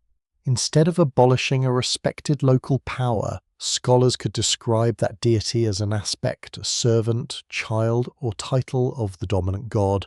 Nothing needed to disappear completely. It only needed a new position. Modern historians often call this process syncretism, but the lived experience was more complex than a simple merging. Worshippers might continue addressing the old deity in private while accepting the official hierarchy during public ritual. A farmer could honor a local field goddess without challenging the city's chief god. A family could preserve ancestral customs inside the home. Official theology did not control every prayer. Still, written tradition favored those with access to schools and archives. A senior scribe reviews a creation hymn under lamplight. The language is old, and several lines preserve imagery from a period when another city held greater prestige. Her pauses at a divine name. The name remains legible. He copies it, but adds an explanatory title linking the god to the current ruler's patron deity. The original memory survives, yet its independence narrows. No one watching would call this destruction. The tablet still exists. The story has changed. Researchers from Yale University, Oxford University, and the University of Chicago have studied how Mesopotamian compositions evolved across centuries. Differences between copies show that scribes sometimes preserve texts with remarkable fidelity while also adapting vocabulary, divine names, and political meaning. The balance between preservation and revision remains an open scholarly debate. Some changes may reflect deliberate theological policy. Others may result from regional tradition, damaged exemplars, or ordinary copying decisions. Intent is difficult to recover from clay. The result is easier to see. Sacred history became layered with the interests of successive powers. You enter a royal court where ambassadors from conquered cities present gifts. Their gods have not vanished. Their temples still stand, and their priests still perform rituals. Yet the political center has shifted. The ruler's theologians now face a problem. How can many sacred traditions fit beneath one throne? One solution is genealogy. The conquered god becomes a child, sibling, or servant of the victorious deity. Family language softens political submission. Divine relationships explain human hierarchy. Another solution is delegation. The local god retains authority over a specific city or craft, while the imperial god claims the whole world. A third solution is identity. The old god is declared another name of the greater one. Theology becomes diplomacy. This was not always cynical. Ancient scholars may have genuinely believed that different divine forms expressed one deeper sacred order. Political unity could inspire theological unity because both sought coherence across diversity. Still, the arrangement favored the center. The god of the capital became universal. Other gods became local. Creation stories prove especially valuable in this process. Whoever created the world could claim authority over every city within it. A god who defeated chaos or assigned destinies stood above regional loyalties. The beginning of time became a political argument. You hear a reciter perform an updated hymn before the king. The words describe the ruler's patron deity arranging heaven, earth, rivers, harvests, and kingship. The court listens approvingly. No soldier appears in the poem. No rival city burns. The god has always ruled. That is the elegance of sacred revision. It moves authority beyond recent events and places it at the beginning of existence. A dynasty may be young, its god becomes ancient, a capital may have risen only recently. Its temple becomes the center of creation. Perhaps the priests believed they were revealing a truth that earlier generations understood only partially. Perhaps they were protecting institutions during dangerous transitions. Perhaps they were shaping memory for those who held power. All three possibilities can exist together. Night settles over the archive. The revised tablet dries beside its older model. Their lines look almost identical from a distance. Only a trained reader would notice the differences. Only a patient historian could reconstruct the cipher. The old story is not gone. It has been folded into a newer one, preserved beneath titles, relationships, and carefully adjusted praise. Sacred memory remains alive because it changes. That same change makes it difficult to know what the first storytellers believed. Rain begins as a whisper upon the roof. At first, you barely notice it. A few drops strike the reeds overhead, soft and irregular. The air smells of wet dust, and the streets darken beneath a sky that has lost its color. Then the river rises. Water presses against the banks with slow, patient force. It gathers branches, broken baskets, and torn reeds. Mud walls drink deeply until their surfaces begin to soften. The city watches. No one yet understands the scale. Flood stories appear across several Mesopotamian traditions, woven into accounts of kingship, divine anger, survival, and the rebuilding of civilization. These stories do not describe creation as a single beginning followed by steady progress. They describe a world that can be made, ordered, destroyed, and made again. The cycle is disturbing because destruction does not come from outside the sacred system. The gods themselves decide it. You stand beside a canal where workers push stones against a failing bank. Their feet vanish beneath brown water. Ropes strain between their hands, while shouted instructions disappear beneath the growing roar. The river no longer follows its channel. It chooses every direction. Southern Mesopotamia depended upon waterways that shifted, overflowed, and carried enormous quantities of silt. Archaeological research confirms that ancient settlements experienced severe local floods, some powerful enough to leave thick layers of sediment across inhabited areas. Not every flood covered the entire region. For those trapped within one city, the difference may have felt meaningless. A household could lose everything before sunrise. Grain stores dissolved. Animals were swept away. Roofs collapsed as mud brick returned to mud. A local disaster could become a complete ending. Memory enlarged it. Generations repeated the story until one drowned settlement became all humanity. One survivor became the ancestor of nations, and one storm became the judgment of heaven. Scholars continue debating whether Mesopotamian flood traditions preserve memories of specific historical events or combine many disasters into a sacred pattern. Excavations have revealed flood deposits at several sites, but they belong to different periods and do not prove one universal catastrophe. The geology remains complicated. The story remains powerful. In one Sumerian account, a ruler named Usudra receives warning that a divine decision will bring destruction. The surviving tablet is damaged, leaving great spaces where motives and instructions once stood. The broken lines create their own atmosphere. You can almost hear the missing words. A voice speaks through a wall or dream. A vessel must be prepared. Living creatures must be protected. The coming water cannot be stopped, only survived. The warning is short. The larger divine council has chosen silence. This secrecy turns survival into an act of careful disobedience. A wise god does not openly challenge the command. He finds a path around it, offering knowledge indirectly to the human who can still act. You enter a courtyard where timber lies stacked beside coils of rope. Workers coat woven reeds with black bitumen, whose sharp scent fills the damp air. The vessel grows under urgent hands. Its design is unlike an ordinary fishing boat.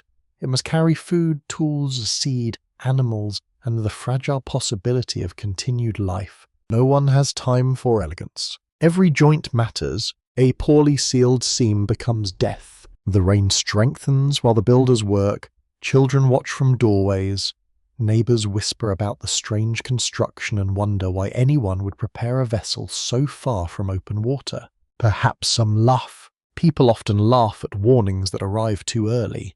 A quirky detail in later Mesopotamian flood traditions describes the rescue vessel with unusual proportions, sometimes more like a huge enclosed container than a familiar long boat. That shape has encouraged endless modern reconstruction attempts. Some imagine a square vessel. Others picture a circular craft made from reeds and coated with bitumen, similar in principle to large riverboats used in Iraq for centuries. Accepted scholarship does not agree on one exact design because the texts differ, and ancient measurements remain difficult to interpret. The story cares less about graceful sailing than survival. The vessel does not need to reach a chosen destination. It only needs to remain above the water. Thunder crosses the plain. The sound arrives low and distant, then rolls across the city walls. Doors slam, livestock pull against their ropes, birds circle without settling. The storm becomes continuous. Day and night lose their difference behind thick cloud. Rain falls so heavily that the air itself seems made of water. Rivers overflow, canals vanish, fields become a single moving surface. You are inside the vessel when the first wall collapses. The sound is muffled, almost gentle, followed by the scrape of debris along the outer coating. People sit close together in darkness. Animals shift in enclosed spaces. Oil lamps burn weakly because the air has grown thick with breath, damp wool, and fear. No one knows where the city lies. The world outside has no streets. A flood destroys direction before it destroys memory. Familiar landmarks disappear beneath water. The temple platform becomes an island, then a shadow, then nothing. The human mind depends upon stable places. Home stands here, the river runs there. The fields begin beyond that wall. When water erases those boundaries, identity begins to loosen. This may explain why flood stories feel like creation stories reversed. Ordered regions turn to confusion. Land and water lose their separation. The city dissolves into the substance from which its bricks were made. The world becomes unshaped. Only the vessel preserves structure. Inside it, grain remains in jars, seeds remain dry, names remain attached to living faces. Human order survives inside a small enclosed space while everything beyond it returns to formlessness. Researchers from major universities have compared Mesopotamian flood literature with later traditions from surrounding cultures. These similarities show that stories travelled across languages and centuries, yet each community reshaped the disaster according to its own theology. Some emphasize divine regret, some emphasize obedience, some focus on kingship restored after destruction. The flood becomes a shared memory with many meanings. In the Sumerian account, the storm lasts for days while wind and water overwhelm the land. The precise sequence is partly lost because the tablet is broken, but the emotional movement remains clear. Noise gives way to stillness. The rain stops. The vessel no longer strikes debris. You place one hand against the inner wall and listen. Nothing answers. The silence outside feels larger than the storm. A hatch opens carefully. Cold light enters the darkness. The air smells of mud, salt, wet wood, and distant decay. Water stretches toward every horizon. No city breaks the surface. No road returns. The survivor steps into light, carrying the burden of being alive when others are gone. Survival is not presented as simple triumph. It creates obligation. Someone must offer thanks. Someone must preserve seed. Someone must remember the names of vanished places. Someone must rebuild the relationship between humanity and the gods who nearly ended it. A sacrifice is prepared when dry ground appears. Smoke rises into the cleared sky, thin and dark against the light. The offering marks a new beginning, but also exposes a strange dependence. The gods receive the scent of food from humans who survived their own decree. Divine authority appears absolute. Divine need remain. This tension sits quietly within the flood story. The gods destroy humanity because human life has become troublesome, noisy, numerous, or offensive, depending upon the version. Then the absence of humanity creates another problem. Temples are silent, offerings cease, no hands clear the canals, destruction solves too much. The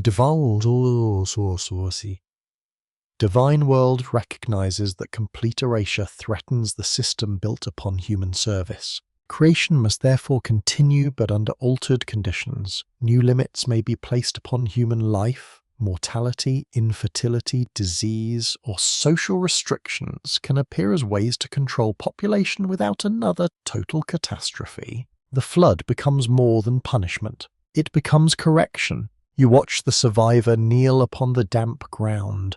Water drips from his clothing. Behind him, the vessel rests at an angle among branches and black silt. There is no cheering crowd. There is only wind moving across a washed landscape. A divine voice grants life, blessing, or distant residence, depending upon the surviving account. The chosen survivor passes beyond ordinary human fate, while everyone born from the renewed world remains mortal. One person escapes the common limit. The exception proves the rule. Humanity may continue, but never with complete security. The flood remains inside a cultural memory as a warning that civilization is conditional. Walls can fall, temples can drown, divine favor can change. Order must be maintained carefully. The river looks peaceful again. That may be the most unsettling detail. Water reflects sunlight as though nothing happened. Reeds begin rising from fresh mud. Birds return to the shallows. Life resumes without explaining why so much was lost. Perhaps this is why the story endured. It understands that disaster can become ordinary ground beneath a later city. People rebuild. Children play above buried streets. Priests perform rituals over homes no one remembers. The flood does not end creation. It reveals how fragile creation always was. Kingship does not rise from the ground. It descends. The claim appears in ancient Mesopotamian tradition with calm certainty, as though political authority were an object lowered from heaven into waiting human hands. You stand in a city courtyard at sunrise. Officials gather beside carved standards. Musicians hold their instruments close. Soldiers line the walls while priests prepare a platform with incense, bread, oil, and bright cloth. At the center waits an empty throne. No ruler sits upon it yet. The seat belongs first to an idea. Ancient Sumerian king lists present kingship as a sacred institution granted from above. The lists move through cities, dynasties, rulers, and extraordinary reigns, arranging political history inside a divine sequence. One city receives authority. Its rulers govern. Then power passes elsewhere. The transition may follow conquest, catastrophe, or divine decision, but the pattern remains larger than any individual king. Kings die. Kingship continues. This distinction protected the institution from human weakness. A ruler could fail, age, lose a battle, or fall beneath a rival blade. Sacred authority itself remained untouched because it belonged to heaven. The next ruler merely received it. You hear sandals crossing the courtyard. A young man approaches beneath a canopy. Gold catches the morning light around his neck. His expression remains composed, although everyone nearby knows how recently the old ruler disappeared. Perhaps death came naturally. Perhaps it did not. Royal transitions rarely leave comfortable silence. The priests lift their hands. They speak blessings that place the new king within an order older than the city walls. His authority is not described as personal ambition. It is presented as recognition by the gods. This language transforms possession into duty. The king does not seize the throne. He accepts its burden. At least that is what the ceremony says. Records confirm that Mesopotamian rulers often describe themselves as shepherds chosen to protect cities, maintain justice, restore temples, and secure abundance. The shepherd image sounds gentle. It also assumes ownership of the flock. A good ruler guides, feeds, and defends. A bad ruler still holds the staff. Royal inscriptions rarely admit cruelty, failure, or uncertainty. They praise canal building, military victory, temple restoration, and divine favor. Every king appears wise. Every campaign appears necessary. Every conquered city apparently needed correction. Sacred language made politics look inevitable. A ruler who claimed heavenly approval could present resistance as more than rebellion against the palace. It could become rebellion against cosmic order itself. This was useful. It was also dangerous. You enter a throne room whose walls are decorated with scenes of tribute. Foreign envoys carry metal, timber, livestock, and carved vessels. Behind them stand soldiers with long spears. The king sits beneath a symbol of divine protection. His posture is still. His power depends upon the movement everywhere else. Messengers cross roads. Farmers deliver grain. Scribes calculate taxes. Laborers repair walls. Priests perform rituals. Kingship appears concentrated in one body, yet thousands of bodies sustain it. Researchers at Yale University and Oxford University have examined Sumerian royal records, administrative tablets, and king lists to understand how authority developed across early cities. Their work reveals no single origin. Some rulers may have begun as military leaders. Others may have emerged from temple offices, powerful households, or councils of elders. The evidence suggests change across time. The sacred story simplifies that complexity. Heaven sends kingship. Human society obeys. Open scholarly debate continues over how literally ancient audiences understood this descent. Some historians interpret it as a theological expression of legitimacy. Others argue that it reflects a deeper belief that political order existed as a divine power before any mortal ruler embodied it. Both views recognize the same principle. Kingship was more than administration. It was sacred substance. A curious feature of the king lists is the enormous length assigned to some early reigns. Certain rulers governed for thousands or even tens of thousands of years. No human body could endure such spans. The numbers belong to sacred time. Fringe interpreters sometimes treat these reigns as evidence of lost non-human rulers or forgotten astronomical systems. Accepted scholarship usually reads them symbolically, numerically, or as markers separating primeval kings from later historical dynasties. The exact calculation remains disputed. The effect is unmistakable. The earliest kings do not seem fully ordinary. They stand closer to creation. Their impossible reigns create distance between the first age and the world of familiar human limits. Time itself behaves differently near the beginning. You imagine one of those primeval cities under a copper ski. Its king has ruled longer than any family can remember. Children are born, grow old, and die while the same name remains attached to the throne. No witness remembers his accession. Authority feels eternal because memory cannot reach beyond it. Then the city falls. Another city receives kingship. The list moves onwards without explaining every sorrow between those lines. A dynasty becomes a phrase. A war becomes a transition. A ruined capital becomes the place where kingship once rested. This compression creates a solemn rhythm. Power arrives. Power remains. Power leaves. The pattern repeats often enough to become a warning. No city owns sacred authority forever. Even the strongest walls cannot hold what heaven chooses to withdraw. That idea may have comforted conquered peoples. Their defeat did not prove their God powerless for all time. Kingship had simply moved according to a larger decree. It may return. The same idea could also comfort rulers, because victory appeared as divine selection rather than fortunate violence. Everyone could find meaning inside the transfer. The king steps from the throne and enters a temple chamber. His crown has been removed.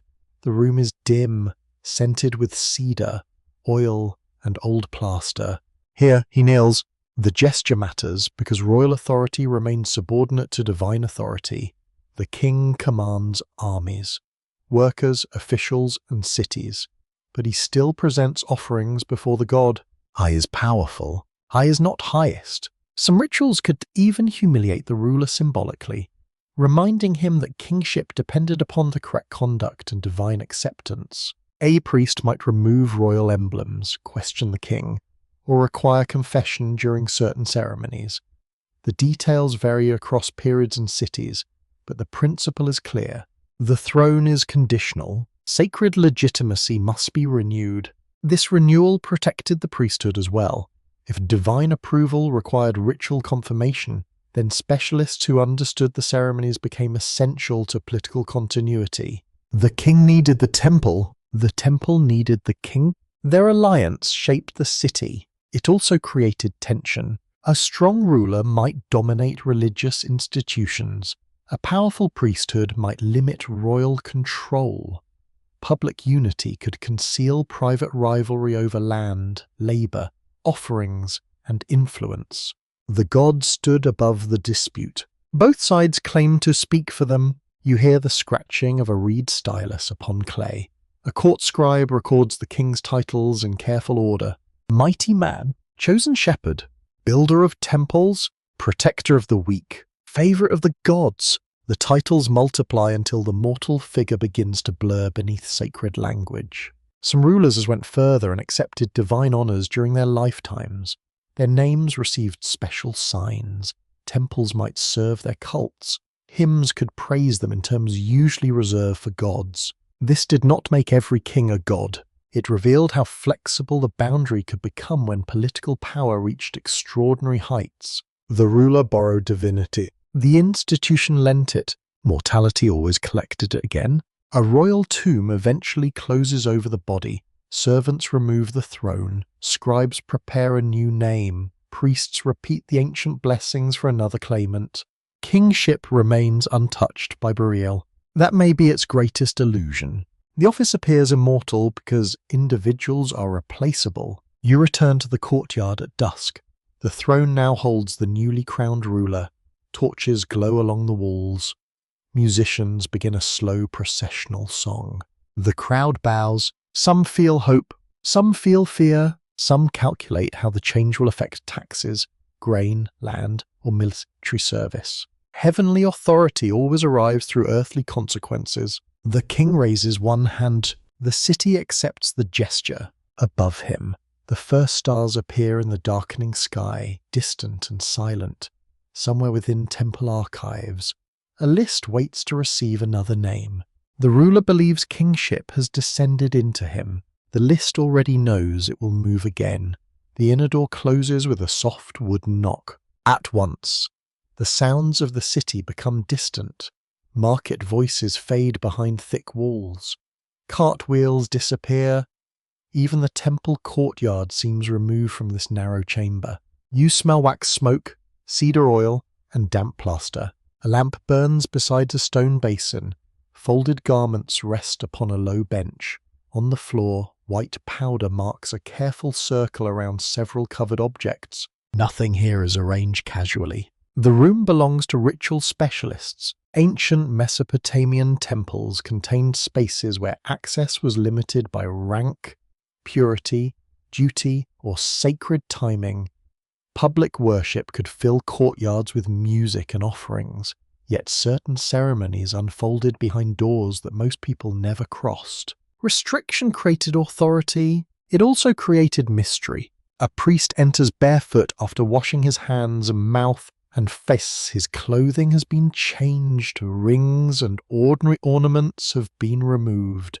He carries a small vessel filled with purified water.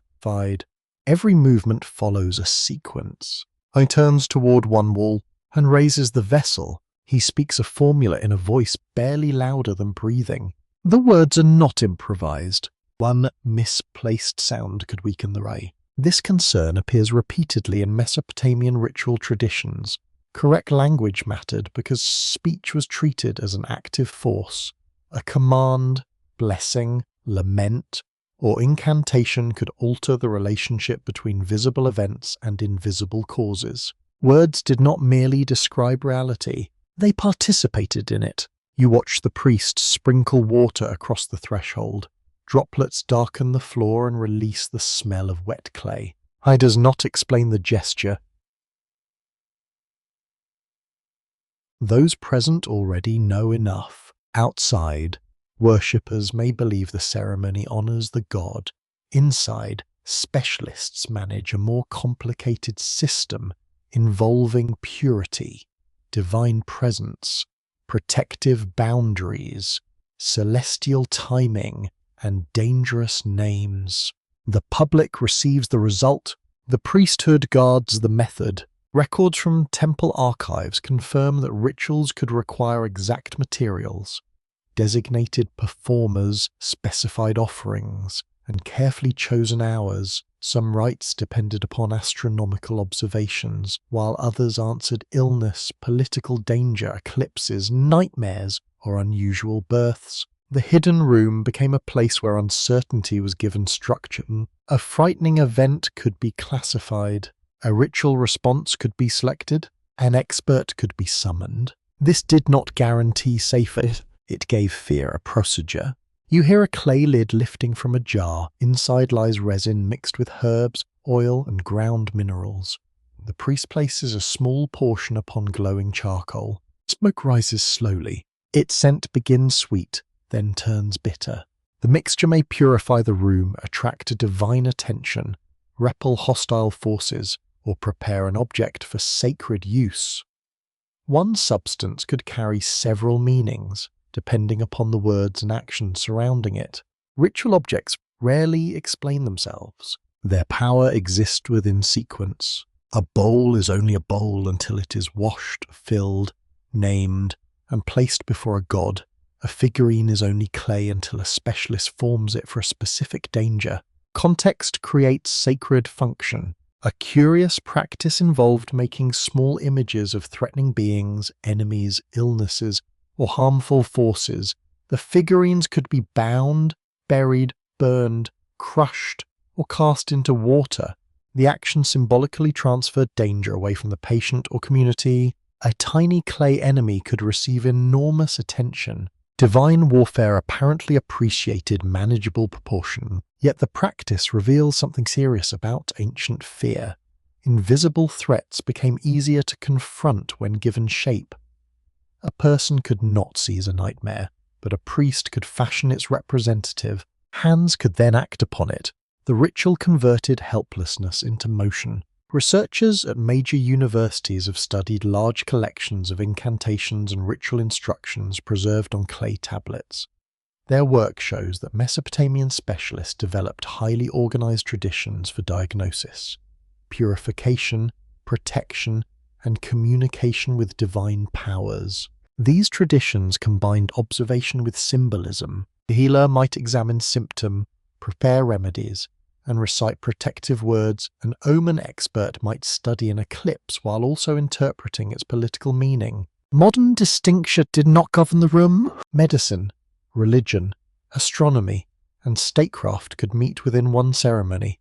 Open scholarly debate continues over whether secret rituals were hidden mainly to protect sacred power, maintain professional control, or shield untrained people from dangerous knowledge. The surviving texts suggest all three possibilities. Some instructions explicitly restrict transmission, others warn that improper use could provoke harm. Still others seem designed to preserve specialist status within learned families. Knowledge can be holy. Knowledge can also be employment. You follow the priest toward a curtained alcove. Behind the fabric stands a divine statue dressed in layered cloth. Its eyes are wide, inlaid with bright stone. A small crown rests upon its head. The figure appears motionless. The room treats it as alive. Temple statues could undergo elaborate ceremonies that transformed crafted material into divine presence. Priests washed, clothed, fed, and addressed them according to strict routines. The transformation depended upon ritual action. Craftspeople made the body, specialists opened the way for divinity. A statue without proper preparation remained an object. A statue awakened through ceremony could become the earthly residence of a god. That distinction granted ritual experts extraordinary importance. They stood between matter and presence. You hear the rustle of cloth as attendants change the statue's garment. One fastens a clasp, another arranges jewelry, a third carries a tray of bread and dates. No one behaves casually. The god must not appear neglected. A poorly dressed statue could signal disorder. A missed offering might invite displeasure. The divine household required constant care, and ritual rooms protected the delicate moment when human service approached sacred presence. Perhaps creation myths were performed or explained within spaces like this, not as entertainment. As instruction, a priest learning how gods shaped humanity might hear the story beside objects representing clay, water, blood, birth, or divine tools. The narrative could be broken into actions. Words could accompany gestures. Myth became ritual movement. That possibility remains difficult to prove because ceremonial performance often leaves fewer traces than written instruction. Tablets preserve portions, but not every expression, pause, melody, or gesture. A text may say that the priest speaks. It may not tell us how his voice trembled. A line may name an offering. It may not preserve the room's scent. The missing details matter because ritual works through atmosphere as much as language. You feel the cold edge of the basin beneath your hand, somewhere nearby. A bell gives one quiet tone. The sound lingers against the walls. A junior priest stands motionless beside the door. He has spent years learning when not to move. Discipline shapes the body before sacred knowledge shapes the mind. Ritual authority depends upon control of posture, voice, clothing, timing, and emotion. The specialist must appear certain even when the omen is unclear. This confidence reassures those waiting outside. A king facing rebellion does not want hesitation. A family fearing illness does not want scholarly uncertainty. They want the correct rites. They want the hidden room to produce order. The priesthood therefore carried both privilege and pressure. If ceremonies succeeded, divine favor received credit. If disaster continued, specialists had to explain what remained unresolved. Perhaps a sign was misunderstood. Perhaps another god was involved. Perhaps the ritual required repetition. Sacred systems often survive through reinterpretation because uncertainty can always contain another unseen cause. That does not mean the participants were dishonest. They inhabited a world where invisible relationships felt real. A failed ritual could signify greater complexity rather than simple error. The room darkens as the lamp consumes its oil. The priest lifts a tablet from a shelf. Its writing is dense, compressed into narrow lines. The composition names ancient powers, sacred materials, and steps that must occur in precise order. Only trained eyes can read it. Only trained voices can perform it. Here, secrecy becomes architecture, education, and habit. Thick walls limit access, difficult writing limits understanding, long apprenticeships limit participation. No dramatic warning is required. The system protects itself quietly. Outside, the worshippers wait beneath open sky. They smell the incense escaping through a roof vent. They hear faint chanting but cannot distinguish the words. That distance strengthens belief. Something important is happening beyond sight. Something dangerous may be held there. Something ancient may be spoken. The curtain closes around the divine statue. The offerings remain in place. Water glistens along the threshold where the first drops fell. The priest gathers the ritual objects one by one. Nothing leaves the room without order. The final lamp is covered. Darkness returns. The hidden knowledge does not disappear. It rests within memory, clay, and practiced hands, waiting for the next moment when the world feels uncertain enough to require it. A broken tablet rests beneath a narrow beam of morning light. Its surface is the color of dry earth.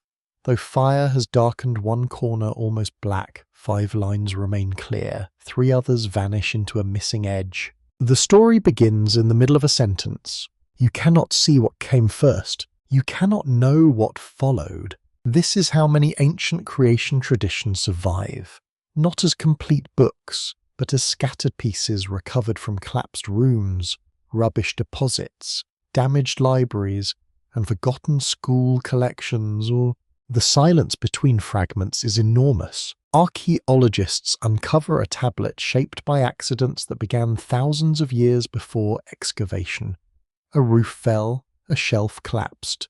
Floodwater entered, fire hardened some tablets while destroying others. Later builders disturbed the ruins. Treasure seekers opened walls. Modern warfare damaged sites that had already endured centuries of neglect. Each event removed another portion of memory. You sit beside a work table where dozens of fragments lie upon soft cloth. Some are no larger than a coin. Others preserve several columns of writing but lack their beginning and ending. A scholar turns one piece slowly beneath a lamp. The signs are shallow. Dust fills the wedges. One fragment mentions a mother goddess. Another names fresh water. A third describes work assigned to humankind. They may belong together. They may not. Reconstruction begins with patience. The scholar compares clay color, thickness, curvature, handwriting, vocabulary, and the direction of broken edges. A matching join can restore a lost line and sometimes transform the meaning of an entire composition. Most fragments refuse to cooperate. They sit close without fitting. Ancient scribes produced many copies of important texts, which occasionally allows missing passages to be restored from another tablet. Yet copies can differ in spelling, order, wording, and divine names. There is rarely one perfect master version. The surviving record resembles a conversation preserved through several damaged voices. Researchers at the University of Pennsylvania, Yale University, and Oxford University have spent generations studying such fragments. Their work has identified literary compositions that once seemed impossible to separate from administrative records.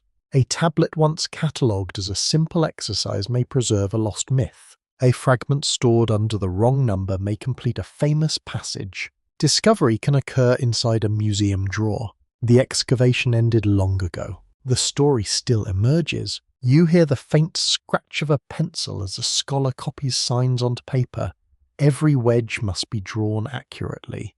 A single mark may represent a sound, a word, a number, or a divine name. Context decides. Broken context resists. One sign might mean sky in one line and the god of heaven in another. A damaged ending can turn a command into a description. A missing name can hide which deity performs the action. Translation becomes an act of controlled uncertainty. A careful scholar does not pretend the gaps are filled. Brackets mark missing section. Question marks acknowledge doubtful readings. Dots indicate signs too damaged to identify. The printed page can look almost wounded. Those marks are honest. Honest. They remind you that much of the story remains absent. A quirky truth of ancient scholarship is that two fragments may sit in separate museums for a century before anyone realizes they belong to the same tablet. One half might rest in London, another may remain in Philadelphia, Istanbul, or Baghdad. Photographs and digital catalogues have made comparison easier, but thousands of pieces still await identification. The ancient tablet can remain divided by modern geography. Its words travel farther than its pieces. Imagine a creation hymn whose opening lies in one collection, its middle in another, and its conclusion beneath unexcavated soil. No reader has seen it whole for 4,000 years. Perhaps no reader ever will. This uncertainty creates temptation. Where evidence breaks, imagination enters. Some writers fill the gaps with grand claims about hidden planets, engineered humans, or suppressed civilizations. Their reconstructions often move confidently through places where the tablet itself is silent. Anything desired. Accepted scholarship moves more slowly. It asks what the grammar allows. It compares parallel texts. It distinguishes possibility from certainty. That restraint can feel less exciting, but it protects the fragment from becoming a mirror of modern wishes. Open debate remains necessary because genuine ambiguities survive. Scholars disagree about the reading of divine names, the sequence of damaged episodes, and whether separate compositions once belonged to a larger narrative cycle. One historian may see a ritual text. Another may see a myth used in scribal education. A third may suspect that both functions overlapped. The argument continues because the evidence permits more than one careful interpretation. You look closely at a line where only the lower portions of several signs remain. They resemble footprints disappearing beneath sand. The first sign might name a god. The second could describe forming, separating, or assigning. The final visible wedge belongs to a word that may concern humanity. A full creation scene may once have occupied the missing space. Now there is only clay. Ancient scribes also copied texts from older models whose language they no longer spoke in ordinary life. Sumerian continued as a language of learning and ritual long after other languages dominated conversation. Students had to study vocabulary already ancient to them. Misunderstanding could enter the tradition. A rare word might be replaced with a more familiar one. A damaged sign might be guessed incorrectly. A teacher might preserve a local interpretation that differed from another school. The copy becomes both witness and transformation. No surviving tablet can be treated as a transparent window into the earliest belief. It reflects many moments. The first telling, the first writing, later copying, political revision, damage, burial. Modern translation, every stage leaves its trace. You enter a museum storeroom where shelves rise beneath cool electric light. Small boxes carry numbers written in pencil. Inside each box, fragments rest upon cotton or foam. Nothing appears dramatic. There are no golden statues, no towering stone kings, only countless pieces of budded mud. Yet one shelf may contain a line that changes a familiar story. Another may hold a divine name missing from every known copy. The quietness of the room feels almost sacred. A curator opens a drawer. Several tablets still carry fingerprints left by ancient scribes. The marks curve along edges where fingers supported wet clay during writing.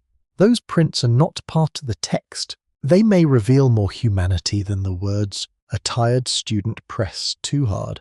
A practiced scribe turned the tablet quickly. A child perhaps handled a school exercise before it dried. The people who preserved divine creation stories were themselves mortal workers, leaving skin patterns beside claims about heaven and earth. Their bodies vanished, their touch remained. Chemical analysis, imaging, and three-dimensional scanning now help researchers read damaged surfaces that ordinary light cannot reveal clearly.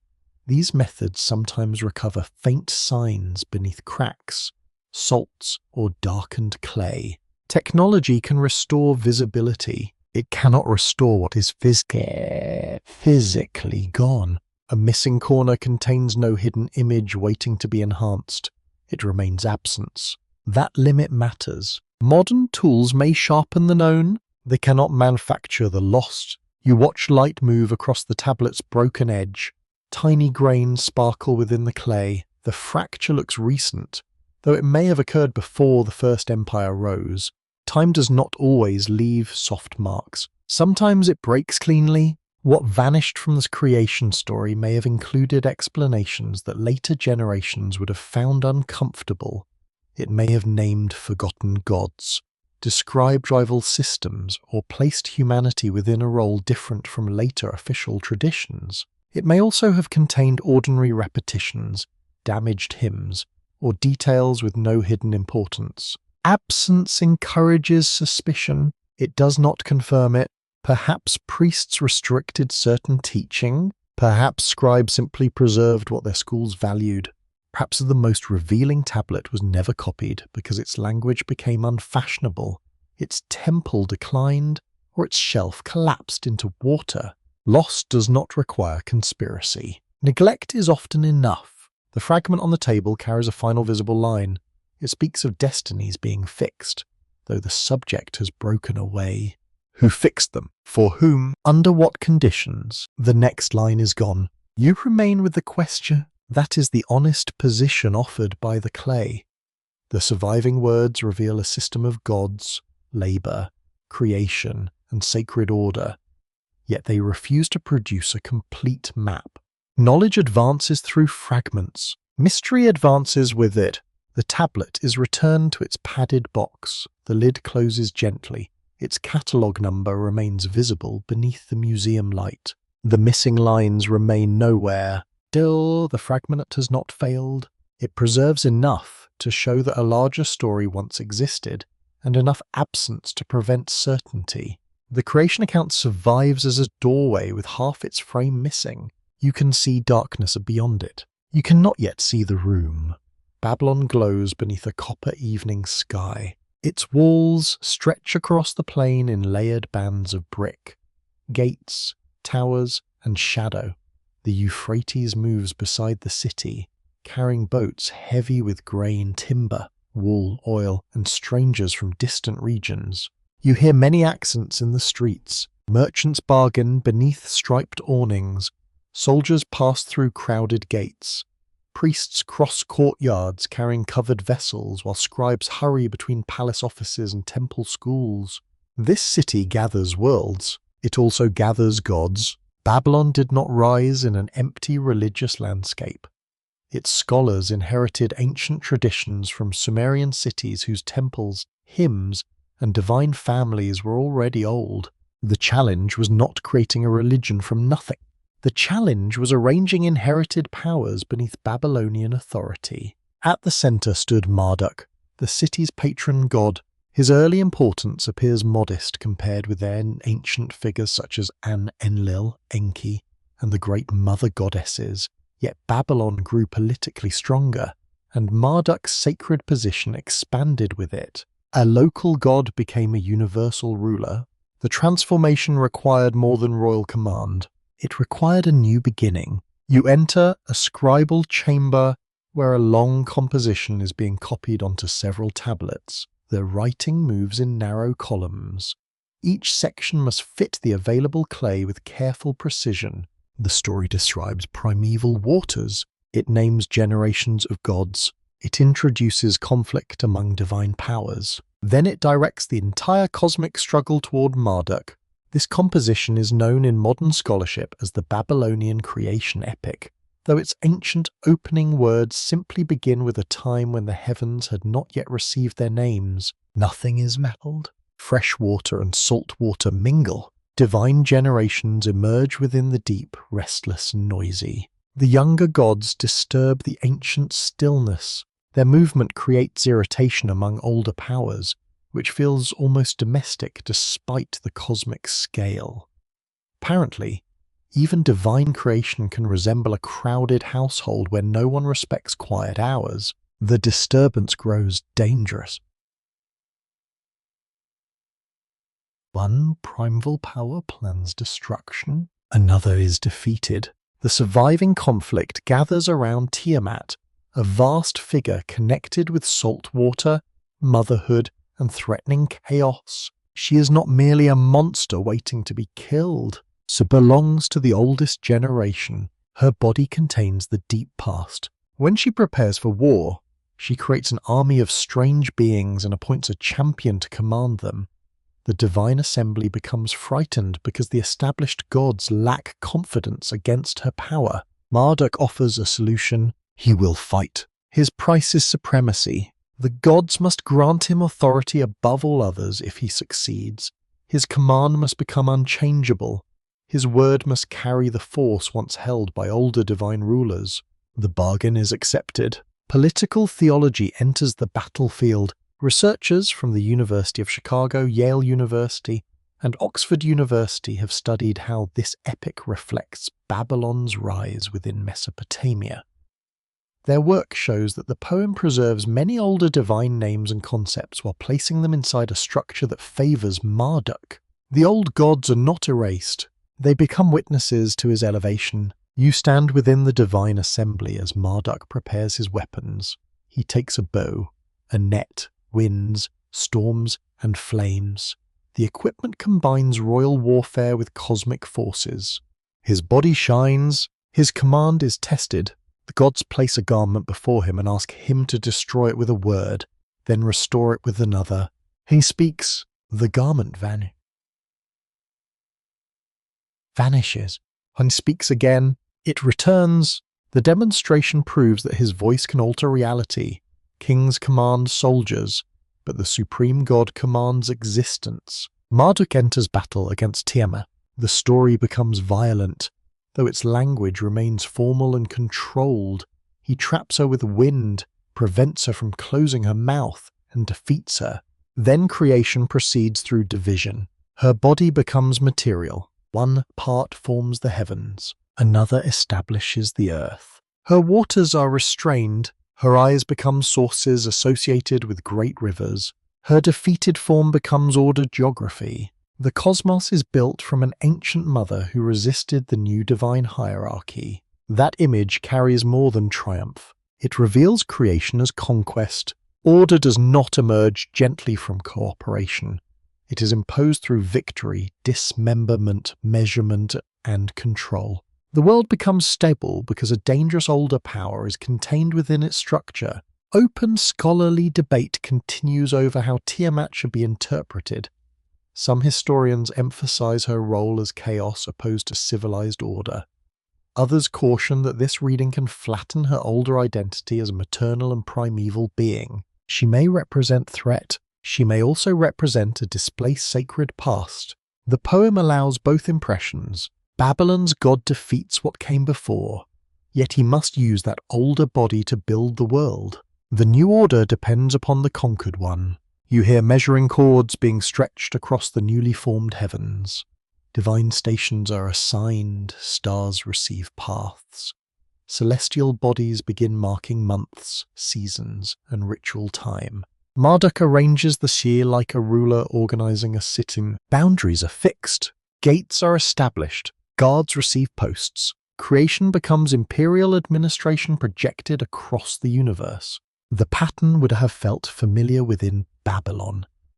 A powerful capital gathered diverse peoples, languages, cults, taxes, and regional traditions beneath one throne.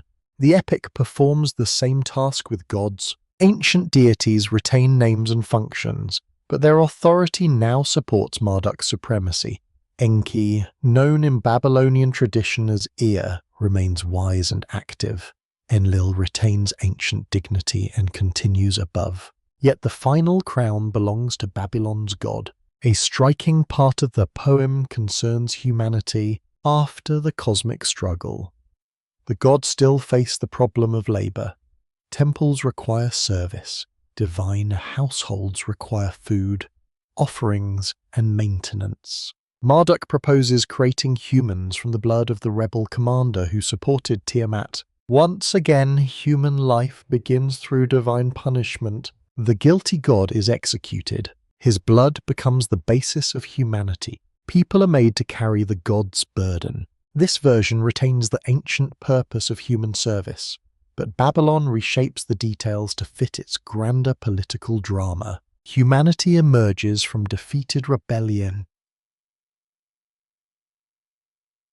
Obedience is therefore written into the logic of creation. A curious feature appears near the epic's conclusion, where Marduk receives 50 names. Each name expresses a different power, title, or function. The list is not decorative. It gathers the qualities of many divine traditions into one figure. Marduk becomes healer, ruler, creator, protector, judge, and master of destinies. He absorbs sacred authority by receiving names that connect him with older gods. The process is theological consolidation. One deity become many without losing singular supremacy. The fringe suggestion that the 50 names encode advanced astronomical knowledge has attracted occasional speculation. Some numerical patterns may indeed reflect learned systems, yet claims of hidden technology go far beyond the evidence. The simpler mystery is already profound. Names create power. By mastering names, Babylon's scholars reorganize the divine world without destroying its inherited pieces. You enter the great temple complex of Marduk during a festival. Drums pulse through the courtyards. Incense rises above crowds gathered beneath banners and colored brick. The creation epic may be recited during ceremonies linked with royal renewal, though scholars continue discussing the exact details and frequency of its performance. Its public effect would have been unmistakable. Babylon stands at the center because its god stands at the beginning. The city's political dominance becomes cosmic necessity. A king ruling beneath Marduk's protection appears connected with the force that defeated chaos, measured the heavens, and created humanity. The story does not merely praise the city. It explains why the city should rule, yet older memories remain visible beneath the Babylonian arrangement. Fresh water still belongs to ancient wisdom. Humanity still serves divine labor. Creation still proceeds through division. Sacred functions still descend from traditions formed long before Babylon's greatness. The new epic is therefore both invention and inheritance. It's a palace built from stones taken from older sanctuaries. You walk beyond the temple as night settles across the city. Lamps reflect in the Euphrates. Boats pass quietly beneath the walls. Above, the stars move through paths assigned by Marduk's decree. Below, scribes preserve the names of gods whose independence has narrowed but not vanished. Babylon has not destroyed the ancient creation stories. It has gathered them, reordered them, and crowned them with a new divine king. The old voices still speak. They now speak inside Babylon's walls. The priest stands alone beside a sealed cabinet. Outside, evening gathers across the city, turning walls and courtyards the color of cooling ash. Inside, one lamp burns before shelves of tablets wrapped in cloth. His hand rests upon the seal, and does not open it. Perhaps the oldest fear was never that ordinary people would learn too much about the gods. Perhaps the fear was that they would understand too much about power. Sacred institutions depended upon a delicate arrangement. The gods received offerings. Priests interpreted divine wishes. Kings ruled through heavenly approval. Workers maintained fields, canals, workshops, and temples. Each part supported the other. A creation story could strengthen that order by teaching that human service began with the first breath. Yet the same story could weaken it. If humans were created because lesser gods rebelled against labor, then rebellion existed before humanity. Refusal was not invented by disobedient workers. It belonged to the divine world itself. That idea could be dangerous. You hear voices beyond the chamber wall. Temple laborers are discussing grain rations after a poor harvest.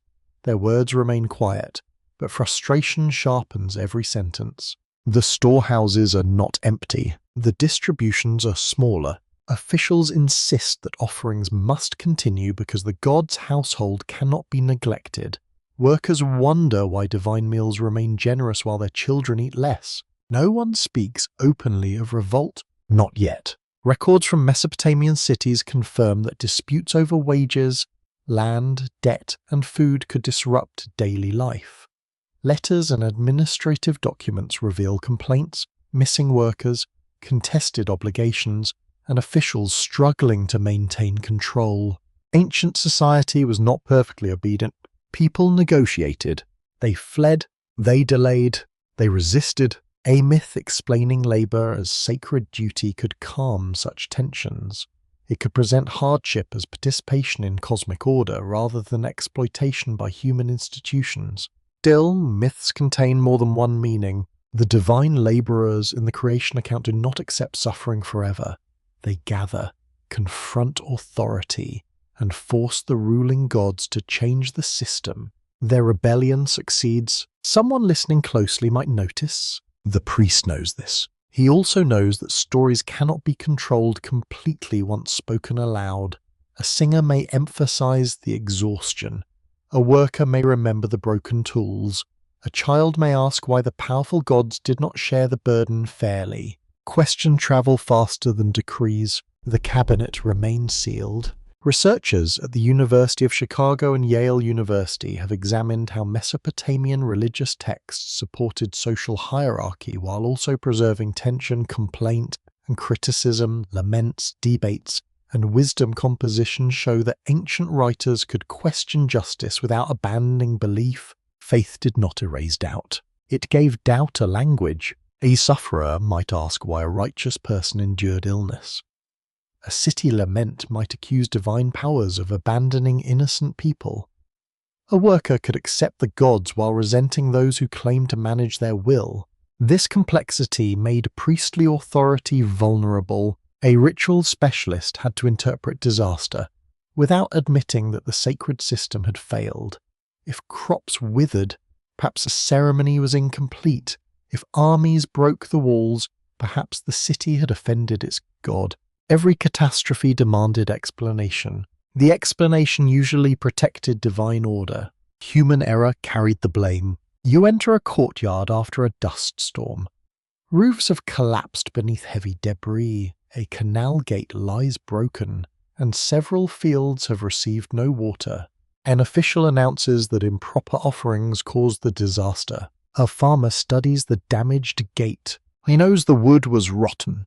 Practical knowledge can challenge sacred explanation without openly denying it. The farmer may still fear the gods, yet he understands that neglected repairs carry consequences.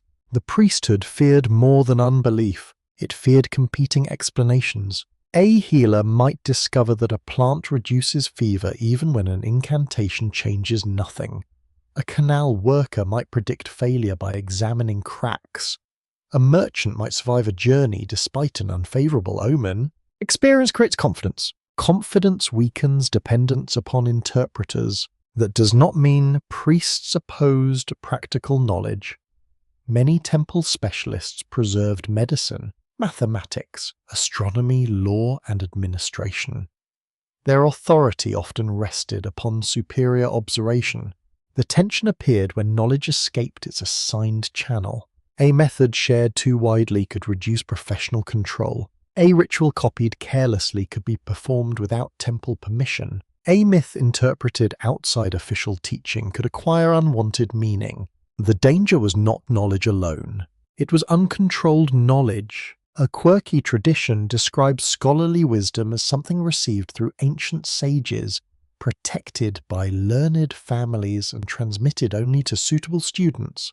Certain tablets warn that restricted teaching should not be revealed to an unqualified person. The warning sounds sacred. It also resembles professional gatekeeping. Apparently, eternity had admission requirements. Open scholarly debate continues over how strictly such restrictions operated. Some historians see them as genuine secrecy surrounding powerful rites and celestial learning. Others argue that practical limits on literacy already kept most knowledge within specialist circles. A locked door may have mattered less than a difficult script. Both forms of protection could work together. You watch a student copying a ritual tablet under his teacher's gaze. He has studied for years, yet the teacher still withholds certain explanations. The signs are visible. Their deeper relationships are not. Only after proving discipline, loyalty, and memory will the student receive fuller instruction. Knowledge arrives in layers, each layer binding him more closely to the institution. He learns not only what to know, he learns whom to obey. This structure protects dangerous procedures, but it also creates identity. The student becomes part of a lineage whose value depends upon exclusivity. To reveal everything freely would weaken the distinction between specialist and outsider. The priest beside the cabinet understands another fear. Older stories can challenge newagers. A tablet may preserve a divine mother whose authority once surpassed later male rulers. Another may remember a city that received sacred power before the current capital existed. Ancient names can unsettle present claims. A king declares his god eternal. The archive remembers another arrangement. The solution is rarely destruction. Erasing a sacred text might provoke fear, offend tradition, or eliminate useful ritual material. The older god becomes a servant. The ancient goddess becomes a consort. The first city becomes an honored predecessor whose authority is properly passed elsewhere. Memory survives without remaining independent. You feel the rough edge of a tablet beneath your thumb. Its lines describe divine counsels, human creation, labor, and rebellion. A ruler might hear proof that kingship belongs within cosmic order. A worker might hear that even gods once refused unbearable duties. A priest might hear both. That double meaning gives the story its life. It also explains why control mattered. Sacred narratives are useful because they can hold contradictions without collapsing. They comfort the poor while dignifying the powerful. They warn rulers while legitimizing rule. They promise order. They remember disorder. Perhaps priests feared the moment when listeners would stop accepting the official balance between those meanings. A city crowd gathers during a festival. The chief god's statue passes beneath bright cloth while musicians fill the street with drums and long pipes. People bow as expected. Yet every person carries a private reason. One seeks healing. One fears punishment. One hopes for rain. One watches the gold covering the statue and thinks of unpaid grain. Public devotion can heed private doubt. The temple sees bodies kneeling. It cannot see every thought. This may be why ceremony relies upon repetition. Repeated gestures create visible unity even when inward belief differs. Everyone stands together. Everyone speaks the response. Everyone watches the offering rise. The shared action becomes more important than private certainty. Control of ritual does not require control of every mind. It requires control of the public moment. The priest finally breaks the seal. He removes one tablet and places it beside the lamp. The composition describes humanity formed for service, but it also preserves divine conflicts, cunning, and compromise. The gods do not appear perfectly united. Their authority emerges through negotiation. Their decisions can be challenged. Their plans can be altered. A listener might wonder whether earthly authority works the same way. Perhaps kings are not inevitable. Perhaps institutions can be pressured. Perhaps order is maintained because people agree to maintain it. These thoughts need not be spoken to become dangerous. The priest reads the final line, then returns the tablet to darkness, and fears no single revelation, and fears accumulation. One question joined with another, one contradiction noticeably another. One worker discovering that sacred necessity often resembles human advantage. The cabinet closes. The seal is pressed again. Outside, the temple still rises above the city.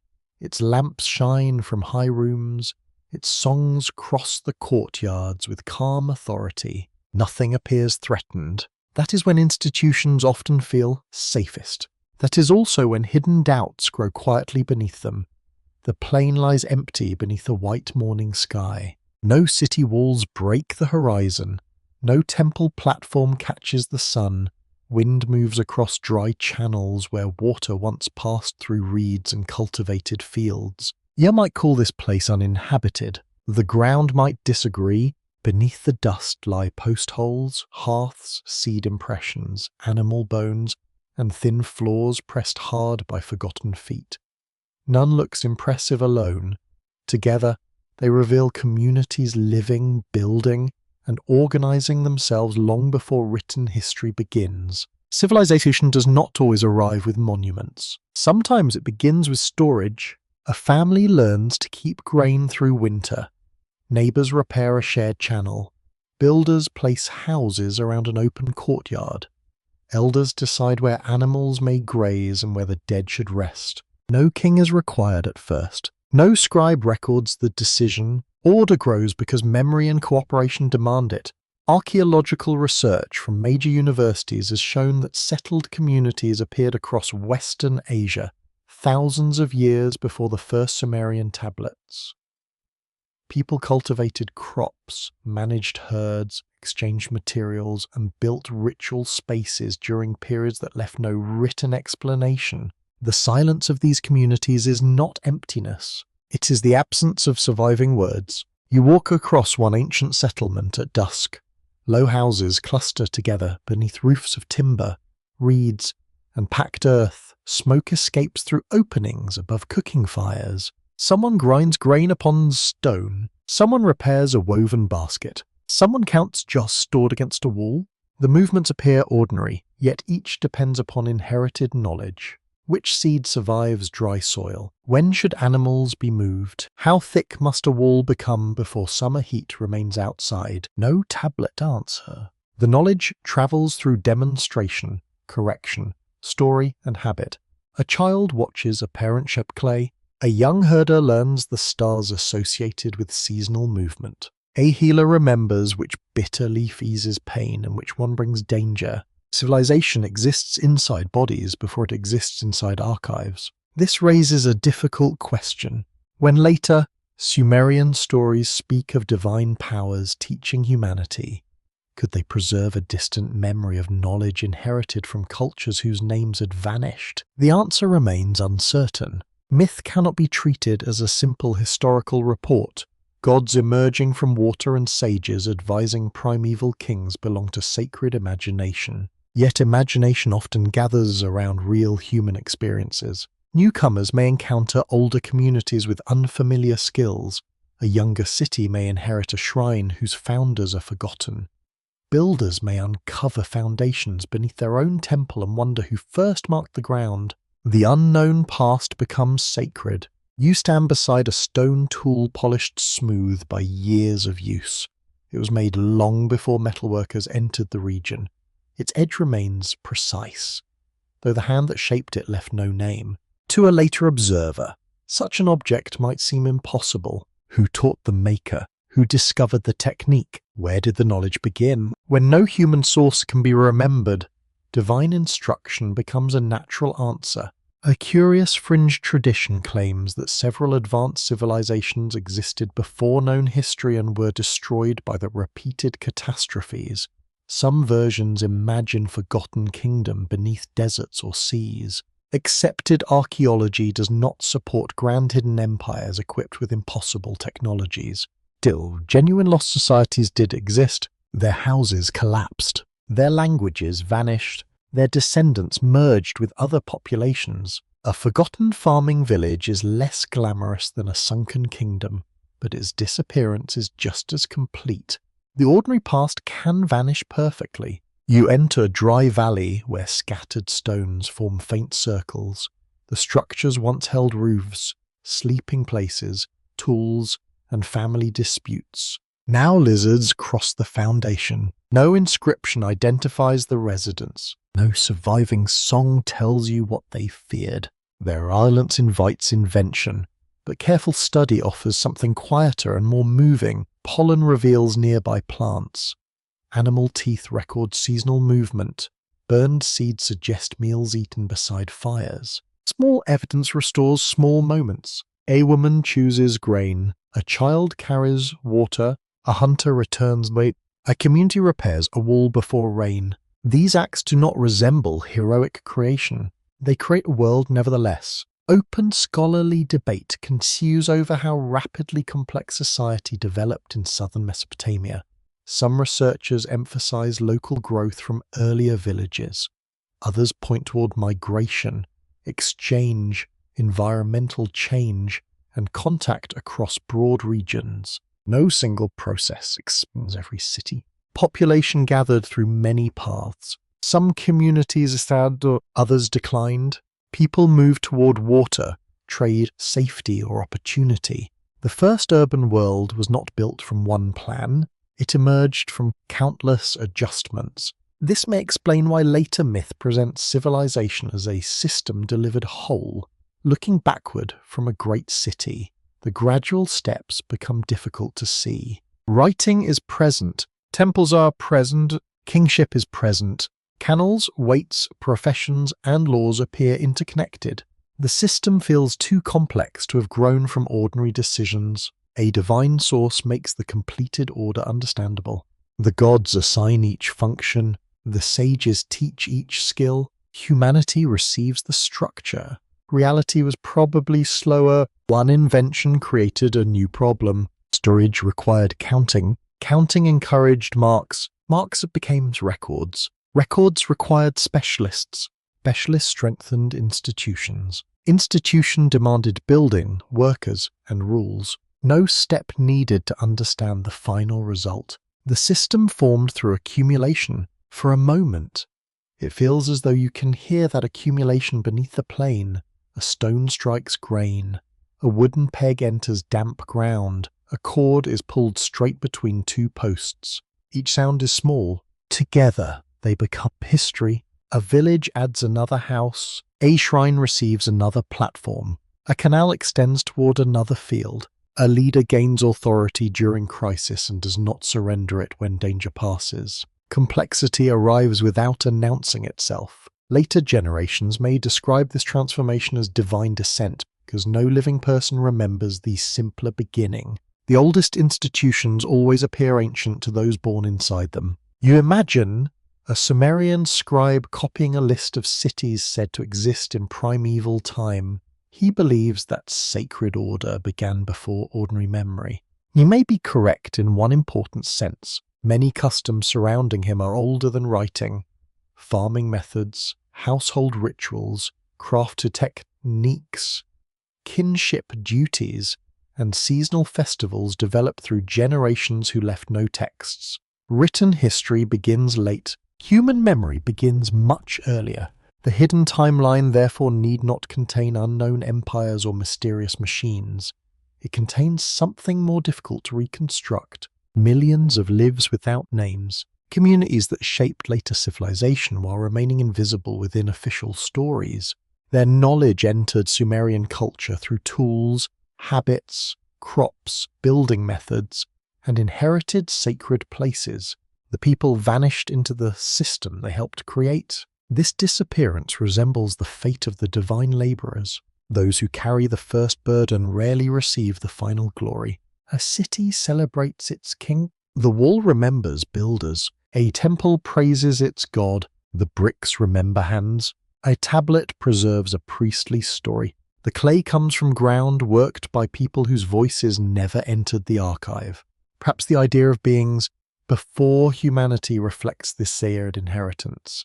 Later societies sensed that the world had already been prepared by others. Fields existed where marsh once stood. Sacred mounds contained older floors. Knowledge arrived through traditions whose first teachers were unknown. The past seemed inhabited. It was not necessarily by another species or a forgotten race of divine rulers, but by human communities whose distance made them feel almost otherworldly. Time can transform ancestors into strangers. It can transform strangers into gods. You walk toward a mound rising gently from the plain. Its shape seems natural until broken pottery appears beneath your feet. Each fragment belongs to a different generation. Some are painted, some are plain, some were made before the earliest written sign. The mound is not one city. It is many settlements resting upon one another. People built upon abandoned rooms because high ground offered safety. Their houses compressed older walls. Their graves entered forgotten courtyards. Life coveted life, new generations or the whole mound forming. From above, the layers resemble a silent calendar made from habitation. At the deepest level, someone lit the first fire. No myth records the moment. No priest preserved the name. Yet everything above depended upon it. Perhaps this is the hidden system beneath creation stories. Human order does not begin once. It begins repeatedly wherever people gather. Remember, divide tasks, protect food, and teach children what must be done. Civilization rises through cycles of settlement, growth, collapse, movement, and rebuilding. One city falls, another inherits its tools. One language disappears. Its words survive inside another. One god loses a temple. His symbols enter a different cult. Nothing vanishes completely. Nothing survives unchanged. Night gathers over the mound. The air cools, carrying the scent of dry grass and distant water. Stars appear above foundations older than any surviving king list. You stand among lives that history never named. Their world is gone. Their influence remains beneath every later wall. Perhaps the Sumerians did not remember these people clearly. Perhaps they remembered only that knowledge came from somewhere deeper than their own cities. So they imagined sages from the water, kings from heaven, and sacred powers older than humanity. The myths may not preserve literal history. They may preserve the feeling of inheritance. A world already prepared. A system already ready, waiting. A beginning that was never truly first. The final tablet lies beneath a sheet of glass. You stand in a quiet museum gallery where footsteps fade into carpet and polished stone. The clay fragment appears small beneath the controlled light, almost too ordinary for the weight placed upon it. Its edges are broken. Its surface is scarred. Several lines remain unreadable. A label identifies its age, language, and place of discovery. The description is careful, restrained, and shorter than the questions gathered around the object. Visitors lean closer. Some expect revelation. Others see only dried earth. The tablet offers neither certainty nor silence. Its surviving signs speak of God's creation, labor, divine order, and the fragile place assigned to humanity. Yet no single line declares that priests deliberately concealed one complete creation story for 4,000 years. The truth is more complete. Sumerian tradition survived within restricted institutions, difficult writing systems, specialist schools, damaged archives, changing political centers, and languages that eventually disappeared from daily speech. Knowledge became hidden through layers. Some layers were intentional. Others formed through accident. A temple specialist may have restricted a ritual because he believed untrained use was dangerous. A teacher may have reserved advanced texts for students who proved disciplined. A ruler may have encouraged stories that strengthened his city. A later scribe may have copied only the compositions valued by his school. Then walls collapsed. Water entered, fire burned, passed without readers. By the time archaeologists recovered the tablets, the people who understood their original settings had vanished. The creation story was not sealed inside one perfect chamber. It was scattered across time. Researchers at the University of Pennsylvania, Yale University, Oxford University, and the University of Chicago have reconstructed portions through patient comparison. Their work reveals no simple secret doctrine waiting intact beneath the dust. Instead, it reveals a shifting family of traditions. One story emphasizes separation, another emphasizes divine labor, another places a mother goddess near human formation, another mixes clay with divine blood, another raises a city god above older powers. Each composition preserves part of a sacred landscape whose complete boundaries remain uncertain. The absence of one official version may be the most important clue. Modern readers often search for a single beginning, one authoritative text, and one final answer. Sumerian religion offers something less comfortable. Creation changes depending upon who speaks. A priest in Eridu may center hidden water and wisdom. A scholar in Nippur may emphasize wind, authority, and sacred decree. A Babylonian reciter may place cosmic victory in the hands of Marduk. A household prayer may address a birth goddess whose importance appears smaller within royal theology. These accounts can disagree without destroying belief. The sacred world contains overlapping truths. You look again at the cellar. Its broken surface resembles a landscape seen from high above. Cracks become rivers. Missing corners become vanished regions. Wedge-shaped signs gather like settlements along invisible roads. The object seems complete only from a distance. Close inspection reveals loss everywhere. A curious modern habit is to imagine that every missing line contains the most astonishing possible answer. When a tablet breaks near a divine name, speculation rushes into the gap. Perhaps it described visitors from another world. Perhaps it revealed a forgotten species. Perhaps priests removed the passage because it threatened their authority. Possibility expands easily where evidence ends. Careful scholarship moves more slowly. It asks whether parallel texts preserve similar wording. It examines grammar, spelling, clay composition, and scribal style. It accepts that some questions may remain unanswered, that patience can feel disappointing. It can also feel profound. A mystery does not become smaller when treated honestly. It becomes real. Open scholarly debate continues over how ordinary Sumerians understood creation traditions preserved within elite writing. Some historians argue that public festivals, songs, and oral stories carried many of the same themes beyond temple schools. Others emphasize that complex theological systems probably remained concentrated among trained specialists. Both possibilities may be correct. A farmer could know that humans served the gods without knowing the full ritual composition explaining why. A child could hear of divine creation through a song without ever seeing a tablet. A worker could understand sacred duty through daily obligation rather than formal doctrine. Stories live differently in different minds. The priest hears theology. The ruler hears legitimacy. The laborer hears duty.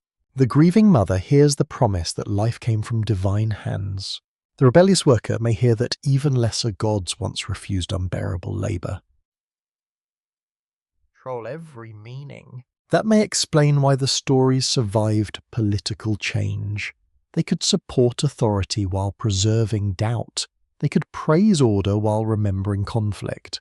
They could describe humanity as servant while granting humanity divine substance. The contradiction remains unresolved. You carry earth within your body, according to the ancient image.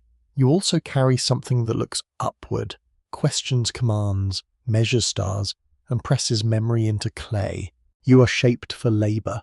You become a maker. You are created beneath divine authority. You learn to interpret the gods. You are mortal. You dream of permanence.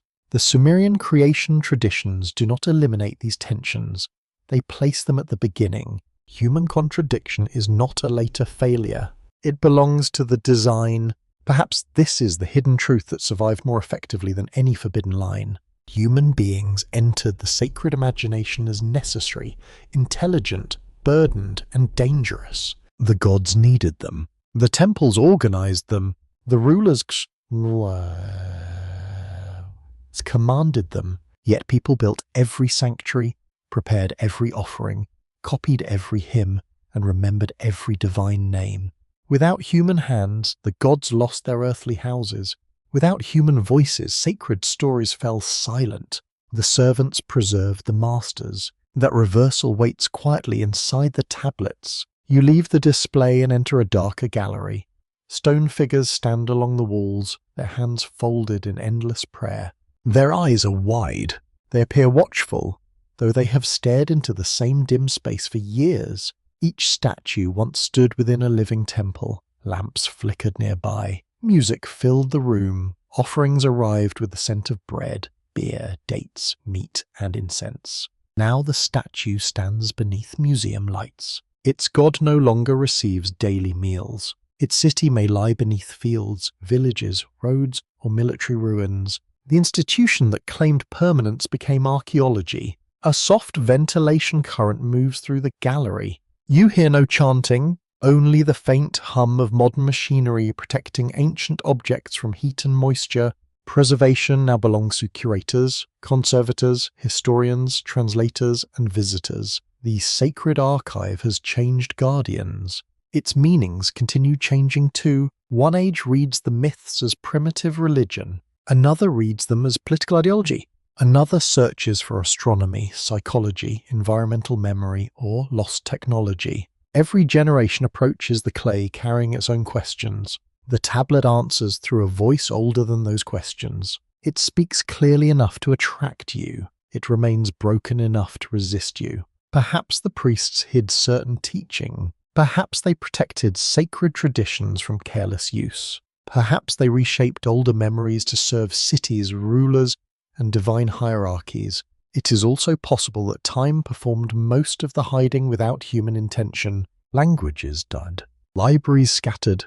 Temples collapsed. The earth closed over everything. 4,000 years of silence can resemble conspiracy when viewed from the present. Yet silence often grows through ordinary forgetting. A door remains shut.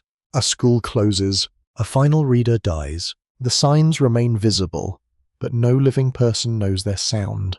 Then even an open tablet becomes hidden. You return to the glass case. The gallery is almost empty now. Reflections move across the surface, placing your face faintly above the ancient clay. For one moment, modern eyes and ancient writing occupy the same space. You cannot ask the scribe what he believed. He cannot know who now reads his marks. Still, something passes between you. Not an answer, a recognition. The world he described was ordered through invisible powers, difficult labor, sacred hierarchy, and uncertain survival.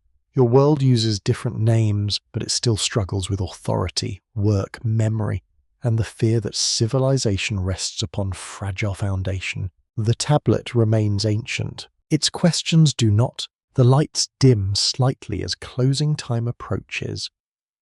A guard walks through the distant doorway. The glass reflects the gallery ceiling like a dark, artificial sky. The fragment rests beneath it, patient and incomplete. No final sign declares what humanity was meant to become. No surviving line explains whether the gods regretted their creation. No priest returns to correct the interpretation. There is only clay, careful study, and the quiet space between what is known and what may never be recovered. Perhaps that space is where the story truly lives. Perhaps secrecy was never a single locked room. Perhaps it was the long distance between one human mind and another. And perhaps the story is not yet complete. The gallery slowly falls away from your thoughts. The glass case becomes only a faint shape in the darkness. The clay tablet rests without urgency, no longer asking to be solved tonight. You can leave its broken signs where they are. You do not need to rebuild every missing line. Outside the museum, evening settles across streets the ancient scribe could never have imagined. Windows glow softly. Distant traffic moves like water through narrow channels. The world continues its quiet labor. Somewhere, hands prepare food. Someone closes a book. Someone watches the ski. Someone shapes wet clay without thinking of gods, kings, or buried cities. The old questions remain, but they grow gentler now. Perhaps humanity was created for work. Perhaps work later became memory. Perhaps memory became the only form of immortality the ancient writers could truly offer. Their names faded, their marks endured. You breathe slowly and picture the plains of southern Mesopotamia beneath moonlight. Reeds bend beside dark water. Warm bricks release the last heat of day. No priest walks the temple corridor. No king waits beneath a crown. No scribe leans over a fresh tablet. The rooms are quiet. Dust settles upon broken floors. Hidden water moves beneath the earth with no need for witnesses. The gods remain inside stories. The stories remain inside clay. The clay rests beneath patient soil. Nothing asks you to decide what was literal, symbolic, guarded, or forgotten. Uncertainty can remain beside you without becoming heavy. Let the unanswered lines soften. Let the ancient voices fade into the sound of distant water. The first breath of humanity passes into the last whisper of night, carrying clay, memory, and a small spark of something unnamed. Perhaps it came from the gods. Perhaps it came from those who told the story. Perhaps were never separate. The stars continue their slow paths above the sleeping plain. Beneath them, every lost city rests within the earth, layer upon layer, dream upon dream. And perhaps, in a time no longer remembered, another story still waits for light. Good night.